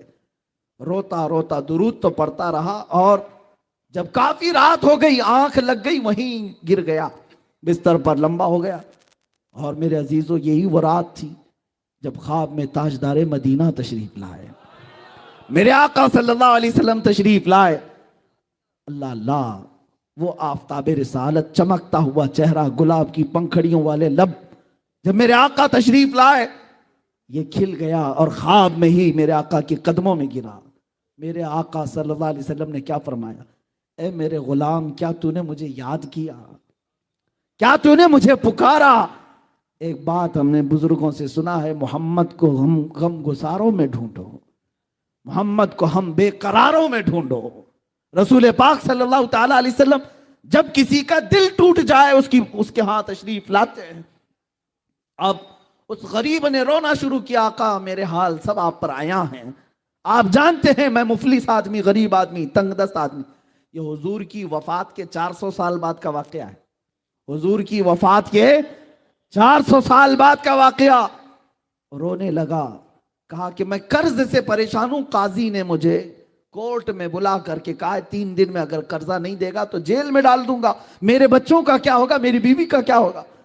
رسول پاک صلی اللہ تعالی علیہ وسلم صاحب عطا ہیں، وہ کسی کو مایوس نہیں کرتے۔ ارشاد فرمایا ایک کام کر، کل صبح اٹھنے کے بعد شہر میں چلے جانا، شہر میں بادشاہ کا ایک وزیر ہے، اس کا فلاں نام ہے، وہ میرا بڑا عاشق ہے، میرا بڑا عاشق ہے، اس کے پاس جا کر کے کہہ دینا کہ تجھے رسول اللہ نے بھیجا، اور جتنے مال کی ضرورت ہے اس سے لے لینا۔ خواب میں میرے آقا نے فرمایا۔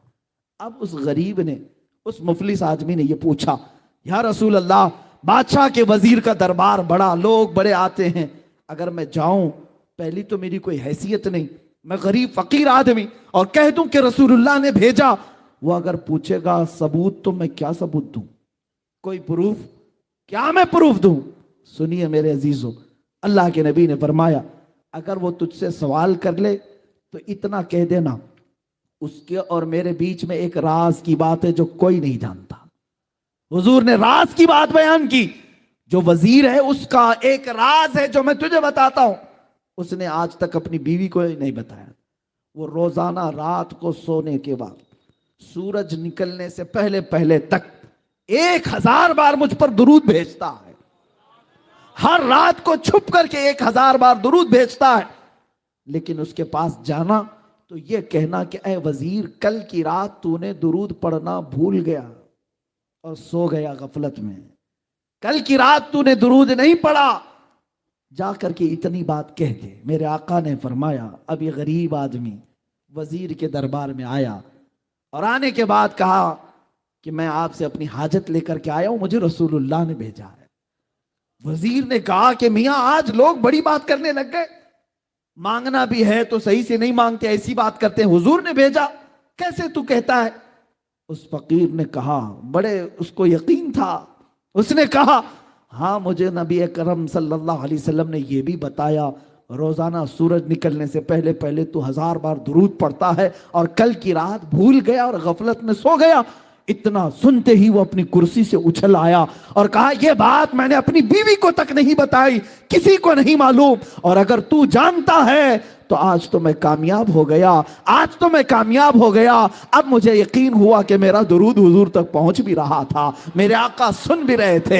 اے آنے والے بتا تجھے کیا چاہیے؟ اس نے کہا میرے لیے یہ حاجت ہے. اس وزیر نے کہا ایک دو نہیں, میرا پورا خزانہ تیرے لیے ہے. آج تو نے جو بشارت لائی ہے, آج جو خوشخبری لائی ہے, وہ میری زندگی کی معراج ہے. جس مصطفیٰ کے لیے میں رات رات بھر بیٹھ کر کے درود پڑھتا تھا, ایک غریب نے میرے مصطفیٰ کی بشارت میرے گھر تک لائی ہے. عزیزان گرامی وقار, وہ خوش ہو کر بہت سارے مال سے اسے نوازا. سنو, ابھی واقعہ ختم نہیں ہوا, اصل بات تو یہاں شروع ہوتی ہے. اب وہ لے کر کے آیا, 2 دن بھی نہیں گزرے تھے, قاضی اسلام کے پاس آیا اور قاضی صاحب سے کہا ان قرضداروں کو بلاؤ جو مجھے بار بار قرض کا تقاضا کرتے ہیں, مال کا تقاضا کرتے ہیں. انہیں بلایا گیا.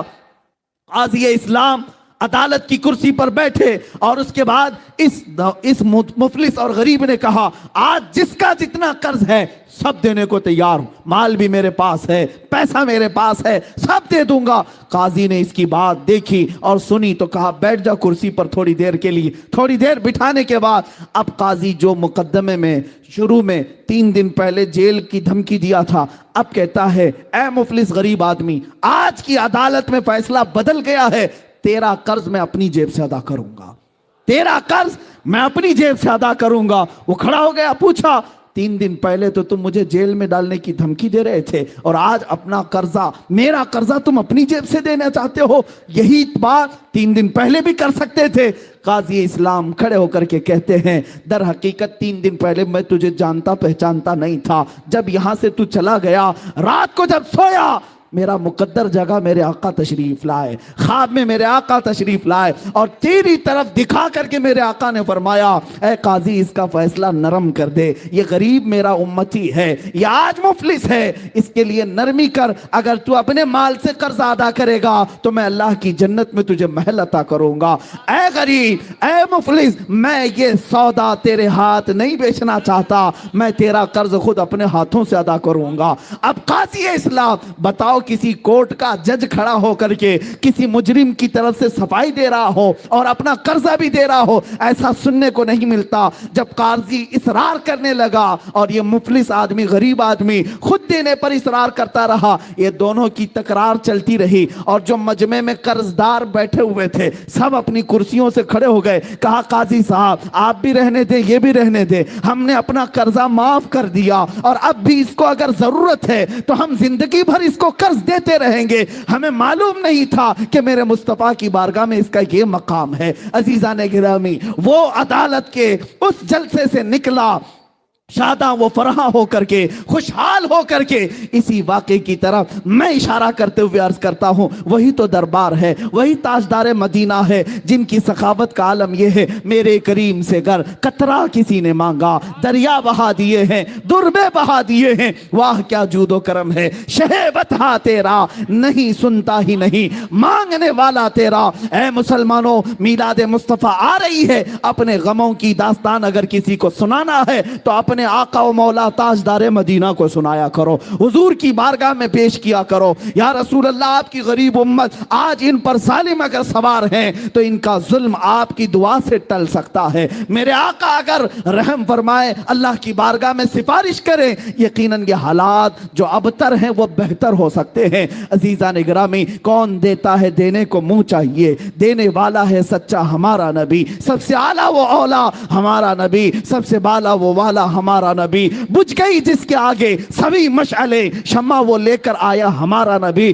سب چمک والے اجلوں میں چمکا کیے, اندھے شیشوں میں چمکا ہمارا نبی. یہ شان مصطفیٰ ہے عزیزان گرامی وقار. یہ کائنات میں مسلمانوں کے لیے آج بھی وہ دروازہ کھلا ہے. ہم کیوں در بدر کی ٹھوکریں کھائیں, ادھر ادھر جائیں اور اپنے غموں کی داستان کبھی اس کو سنایا کبھی اس مالدار کو سنایا اور ذلیل و خوار ہو کر کے نکلتے رہے. ایک دربار میرے آقا کا ایسا ہے جہاں چور بھی چھپتا ہے, میرے آقا اس پر دامن رحمت ڈھال دیتے ہیں. ڈھونڈا ہی کرے صدر قیامت کے سپاہی, وہ کس کو ملے جو تیرے دامن میں چھپا ہو. آتا ہے فقیروں پہ انہیں پیار کچھ ایسا, خود بھیک دیں اور خود کہیں منگتے کا بھلا ہو.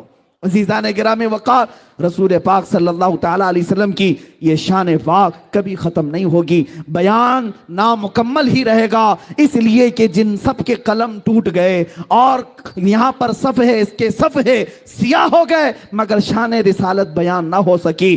آپ کو میں شعرائے بارگاہ رسالت کی بات عرض کروں. میرے آقا کی شان میں کبھی حسان بن ثابت یوں کہتے تھے, وَأَحْسَنُ مِنْكَ لَمْ تَرَ قَطُّ عَيْنِي وَأَجْمَلُ مِنْكَ لَمْ تَلِدِ النِّسَاءُ. آپ سے زیادہ حسین یا رسول اللہ میری آنکھ نے دیکھا ہی نہیں. یہ صحابی رسول کہہ رہے ہیں, کوئی صرف بریلی والا نہیں, صحابی رسول کہہ رہے ہیں آپ سے زیادہ حسین میری آنکھ نے دیکھا نہیں. یا رسول اللہ حقیقت تو یہ ہے آپ سے زیادہ خوبصورت کسی ماں نے آج تک جنا ہی نہیں. یہ حسان بن ثابت کہہ رہے تھے. اور امام شرف الدین بوسیری اسکندریہ کی سرزمین سے یوں کہتے ہیں, هو الحبیب الذی ترجا شفاعته لکل حول من الاحوال مقتحم. یا ربی بالمصطفیٰ بلغ مقاصدنا واغفر لنا ما مضى یا واسع الکرم. کبھی کسی شیرازی نے ایران کی سرزمین سے پکارا, لا يمکن الثناء کما کان حقه بعد از خدا بزرگ توئی قصہ مختصر. اور سعدی شیرازی نے کہا, بلغ العلا بکمالہ کشف الدجا بجمالہ حسنت جمیع خصالہ صلو علیہ وآلہ. اور فارسی کے مشہور شاعر عاشق رسول علامہ جامی کہتے ہیں, تنم فرسودہ جاں پارا ز ہجراں یا رسول اللہ, تنم فرسودہ جاں پارا ز ہجراں یا رسول اللہ, دلم پج مردہ آوارا ز عیسیاں یا رسول اللہ. چوبازوئے شفاعت را کشائی برگنہگارا مکن محروم جامی را درا آ یا رسول اللہ. شاعروں نے اپنی اپنی بساط کے مطابق عرض کیا. اب آؤ وہ شاعر مشرق قلندر لاہوری بھی جب پکارتا ہے, اقبال اپنی زبان میں یوں کہتا ہے بارگاہ مصطفیٰ کی شان بیان کرتے ہوئے, محمد کی محبت دین حق کی شرط اول ہے, اسی میں ہو اگر خامی تو سب کچھ نامکمل ہے. کی محمد سے وفا تو نے تو ہم تیرے ہیں, یہ جہاں چیز ہے کیا لوح قلم تیرے ہیں. قوت عشق سے ہر پست کو بالا کر دے, دہر میں نام محمد سے اجالا کر دے. سارے شاعر مصطفیٰ کی بارگاہ میں عرض کرتے رہے. اب آؤ شاعروں کا شاعر, کلاموں کا کلام, اماموں کا امام, بریلی کا تاجدار بھی بارگاہ مصطفیٰ میں شان بیان کرتے ہوئے یوں کہتا ہے,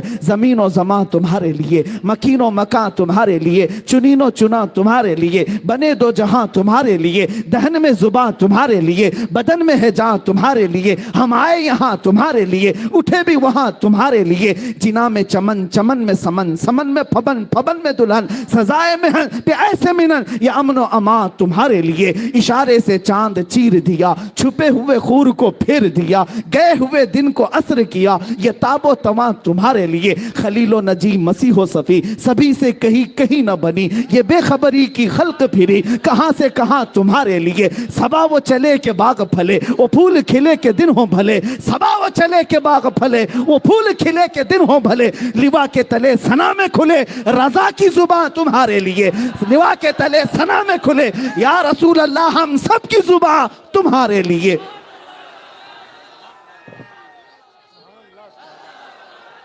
بارگاہ مصطفیٰ صلی اللہ تعالیٰ علیہ وسلم میں اتنی ہی بات نہیں, شان مصطفیٰ بیان کرتے ہوئے عاشق رسول کہتا ہے, دنیا والے جو بھونکتے ہیں بھونکنے دو, میرے مصطفیٰ کی شان نہ کبھی کم ہوئی نہ کبھی کم ہوگی. کوئی کتا خارش زدہ اگر میرے مصطفیٰ کی شان میں بھونکتا ہے, ان قریب وہ کھجلی اسے لے کر کے مرے گی. تو گھٹائے سے کسی کے نہ گھٹا ہے نہ گھٹے گا. یا رسول اللہ جب بڑھائے تجھے اللہ تعالیٰ تیرا, مٹ گئے مٹتے ہیں آدھا تیرے, نہ مٹا ہے ना मिटेगा कभी चर्चा तेरा या रसूल अल्लाह, रहेगा यूं ही उनका चर्चा रहेगा, पड़े खाक हो जाएं जल जाने वाले या रसूल अल्लाह। अगर कोई कहता है खबीसुन नफ्स मरदूद ज़माना, पाखंडी है वक्त मेरे मुस्तफ़ा की शान में अपनी दरीदा ज़हनी कहता है, तो उसके कहने से मेरे मुस्तफ़ा की शान में एक नुक्ता भी ऐब का नहीं आ सकता।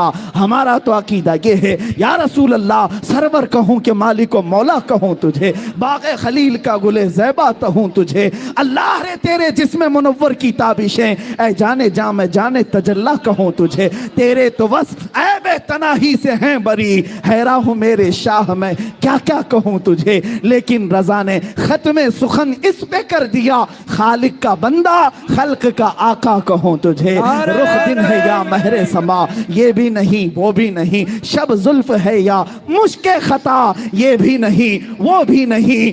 और मेरे मुस्तफ़ा करीम की बारगाह में बरेली का इमाम यूं कहता है, हमारे गुनाह जब बढ़ गए तो हमारा शक होने लगा कि अब क्या होगा, तब क्या होगा। डर था कि इसियां की सजा अब होगी या रोज़े जजा, डर था कि गुनाहों की सजा अब होगी या रोज़े जजा, दी उनकी रहमत ने सदा, ये भी नहीं वो भी नहीं। ये शान मुस्तफ़ा है। मेरे आका सल्लल्लाहु ताला अलैहि वसल्लम की बारगाह में शायरों ने अपने अपने अंदाज में कहा होगा, लेकिन आशिकों की बात ही कुछ और होती है। गुस्ताखों को छोड़ें, वो अपने खुजली में मरने वाले हैं, अनकरीब देखोगे अल्लाह उनको कैसे अजाब में गिरफ्तार करेगा। वो आज भी दुनिया देख रही है। किसी अभी शायर ने नाम लिया था, मैंने तौबा किया इस मुक़द्दस और पाकीज़ा मिंबर पर उस खबीस मरदूदुन नफ्स का कभी नाम तक ना लिया जाए, कभी नाम ना लिया जाए, जिसकी माँ ने हलाल तरीके से पैदा ना किया हो। मिंबर रसूल पर उसका जिक्र कोई माना नहीं रखता, कोई माना नहीं रखता। गुस्ताखे रसूल कुरान कहता है वो जिना से पैदा होता है। उतुल्लिम बाद ज़ालिका ज़नीम, सूरे कलम में अल्लाह ने फरमाया जो नबी की शान में गुस्ताखी कर रहा है वो हलाल नुत्फा हो ही नहीं सकता।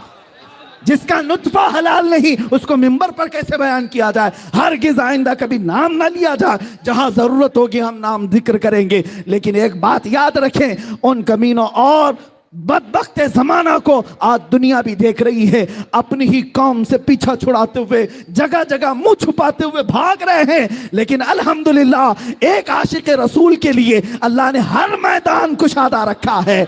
आज आपने देखा 6 महीने नहीं गुजरे होंगे उस खबीस को आज मुंह छुपाने का कोई दरवाजा नहीं मिलता, लेकिन अल्हम्दुलिल्लाह मुझ फकीर को कदम रखने की जगह नहीं मिलती।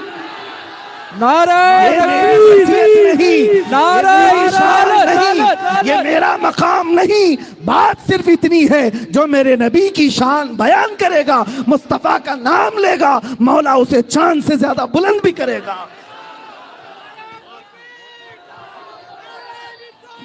उनके जो हम गुलाम थे, खल्क के पेशवा रहे, उनसे फिरे जहां फिरा फिराई कमी वकार में। ये एक बात याद रखना है सुन्नी मुसलमानों, तुम्हारी इज्जत, तुम्हारी ताकत, तुम्हारी कुव्वत का राज सिर्फ ये है कि मोहम्मद से वफा तूने, कि मोहम्मद से वफा तूने।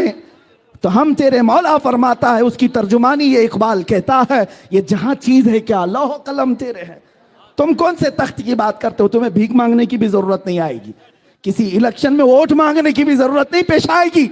आपने देखा एक अताए रसूल मदीने से चल करके अजमेर की धरती पर आया, आशिक रसूल ही तो था, आशिक रसूल, अताए रसूल, आले रसूल आया, किसी से इलेक्शन में वोट नहीं मांगा। 800 साल हो गए, कुर्सी अभी भी कायम है, आज भी हुकूमत कायम है। ये हुकूमत ये इस तरह से जुल्म से हासिल की हुई नहीं होती, ये अल्लाह रब्बुल इज्जत की तरफ से वफादारी रसूल में दी जाती है।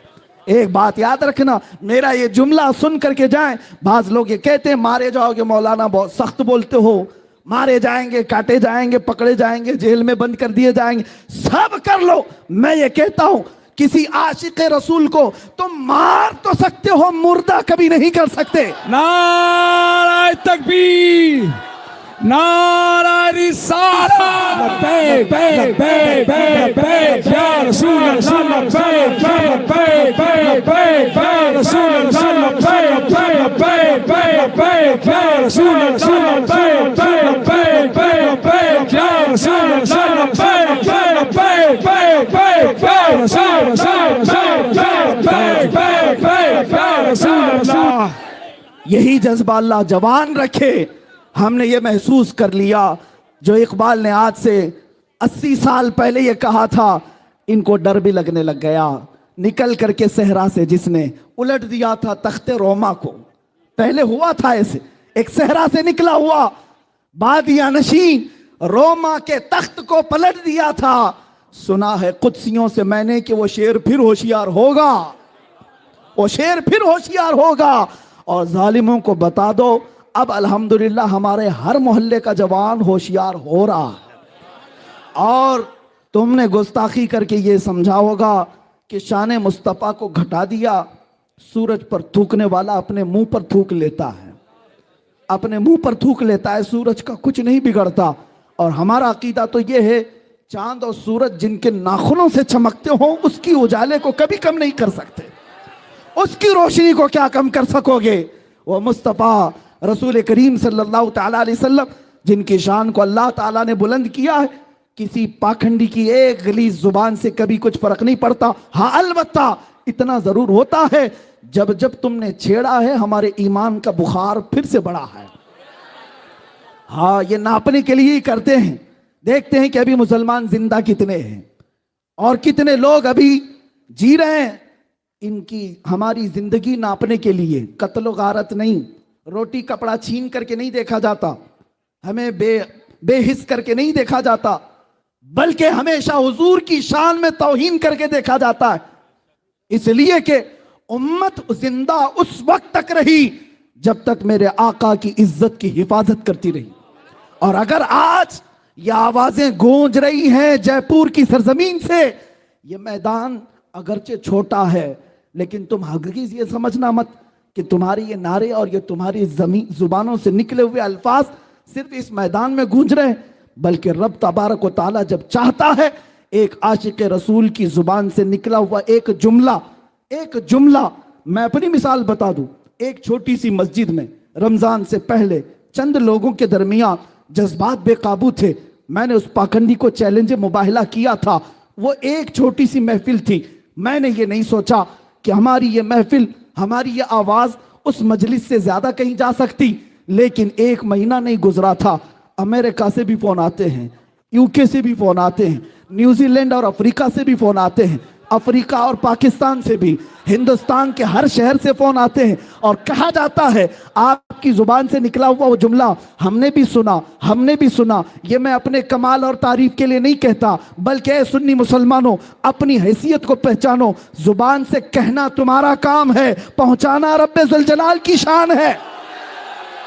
مولا کریم ہے، جب وہ چاہتا ہے تو غریبوں سے بڑے بڑے تختوں کو پلٹ دیتا ہے. اور چند ہی لوگ کسی کی اوقات یاد دلا سکتے ہیں. کبھی اپنی حیثیت اور اپنی طاقت کی طرف توجہ نہ کرنا کہ ہم سے کیا ہوگا. ایک میدان سے آواز جائے گی تو کیا ہوگا تمہیں پتہ نہیں. کفر دم توڑ دے گا ٹوٹی ہوئی شمشیر کے ساتھ، ٹوٹی ہوئی شمشیر کے ساتھ. بات سمجھیں، کفر دم توڑ دے گا ٹوٹی ہوئی شمشیر کے ساتھ. گر تم نکل آؤ نعرہ تکبیر کے ساتھ. نعرہ تکبیر، نعرہ رسالت یا رسول اللہ، نعرہ رسالت یا رسول اللہ. کسی کی جے وجے کیوں پکارے، کیا غرض ہم کو. کسی کی جے وجے کیوں پکارے، کیا غرض ہم کو. ہمیں کافی ہے سید اپنا نعرہ، ہمیں کافی ہے سید اپنا نعرہ. یا رسول اللہ، نعرہ رسالت، یا رسول اللہ، نعرہ رسالت، یا رسول اللہ، نعرہ رسالت. یا رسول اللہ. حشر تک ڈالیں گے ہم پیدائش مولا کی دھوم. مثل فارس نجد کے قلعے گراتے جائیں گے، خاک ہو جائیں عدو جل کر مگر ہم تو رضا. دم میں جب تک دم ہے ذکر ان کا سناتے جائیں گے. سانس جب تک باقی ہے یا رسول اللہ تمہارا ذکر کرتے رہیں گے. آج سے یہ اس میدان سے ہر مسلمان یہ عہد کر کے اٹھے گا. گھر جاؤں گا بچے کو تربیت بھی دوں گا. ABCD الف با بعد کی بات ہے، پہلے اس کے کانوں میں یہ بات ڈالوں گا میں سو جاؤں یا مصطفیٰ کہتے کہتے، میں سو جاؤں یا مصطفیٰ کہتے کہتے، کھلے آنکھ میری صلی علی کہتے کہتے، میری شام ہو تو مصطفیٰ کے نام اور صبح ہو تو مصطفیٰ کے نام۔ جب یہ جذبہ تمہارے بچوں کے دلوں میں آ جائے پھر تم انہیں جنگل میں بھی چھوڑ دینا، تمہارا یہ بچہ درندے شیروں سے بھی کبھی گھبرائے گا نہیں، سبحان اللہ۔ کبھی نہیں گھبرائے گا، اس لیے کہ ہم نے ماضی میں بھی دیکھا ہے کیا دبے جس پہ حمایت کا ہو پنجہ تیرا، شیر کو خطرے میں لاتا نہیں کتا تیرا۔ رسول اللہ کے دربار کا ادنا کتا بھی ہو وہ پوری دنیا کے شیروں کو بھی خاطر میں نہیں لاتا، کبھی پرواہ نہیں کرتا، اس لیے کہ اسے اپنی طاقت پر ناز نہیں ہوتا، اپنی نسبت پر اسے فخر ہوا کرتا ہے۔ آج اے مسلمانوں تمہارے پاس اگر سیاست نہیں، طاقت نہیں، تخت نہیں، دولت نہیں، کچھ نہیں تو کوئی فکر کی بات نہیں، ایک دولت ایسی ہے جس کی کوئی قیمت لگا نہیں سکتا، وہ دولت ہے عشق مصطفیٰ کی، رسول اللہ کی غلامی کی۔ یہی تو صحابہ کہتے تھے، ان کے پیبند لگے کپڑے تھے، پیروں میں چپل نہیں تھی، امامہ نہیں پہن سکتے تھے، ٹوٹی ہوئی تلواریں ہوتی تھی، لیکن بادشاہوں کی طرف سے بولیاں لگتی تھی، اے جوان تو ہماری صف میں آ جا، تو محمد کے ہاں فاقہ کشی کرتا ہے، تجھے ایک کھجور پر پورا دن گزارنا پڑتا ہے، ادھر آ جا، ادھر آ جا۔ بڑی بڑی سلطنتوں نے بولیاں لگائی، مگر ان صحابہ نے جو نعرہ لگایا تھا وہ یہ تھا، اے دادانو تمہیں پتہ نہیں جب تک بکے نہ تھے تو کوئی پوچھتا نہ تھا، جب تک بکے نہ تھے تو کوئی پوچھتا نہ تھا، یا رسول اللہ تم نے خرید کر ہمیں انمول کر دیا۔ اے سنی مسلمانوں تم انمول ہو، تمہاری قیمت بڑی ہے، تمہاری قیمت کیا تمہاری جوتیوں کو بھی کوئی خریدنے کی طاقت نہیں رکھنا چاہیے۔ ایک عاشق رسول اور غلام رسول کا یہ مقام ہو، اللہ تعالیٰ ان جذبوں کو سدا سلامت رکھے اور میلاد مصطفیٰ کی برکتیں اللہ تعالیٰ آخری سانس تک ہمارے سینوں پر قائم رکھے۔ وآخر دعوانا ان الحمدللہ رب العالمین۔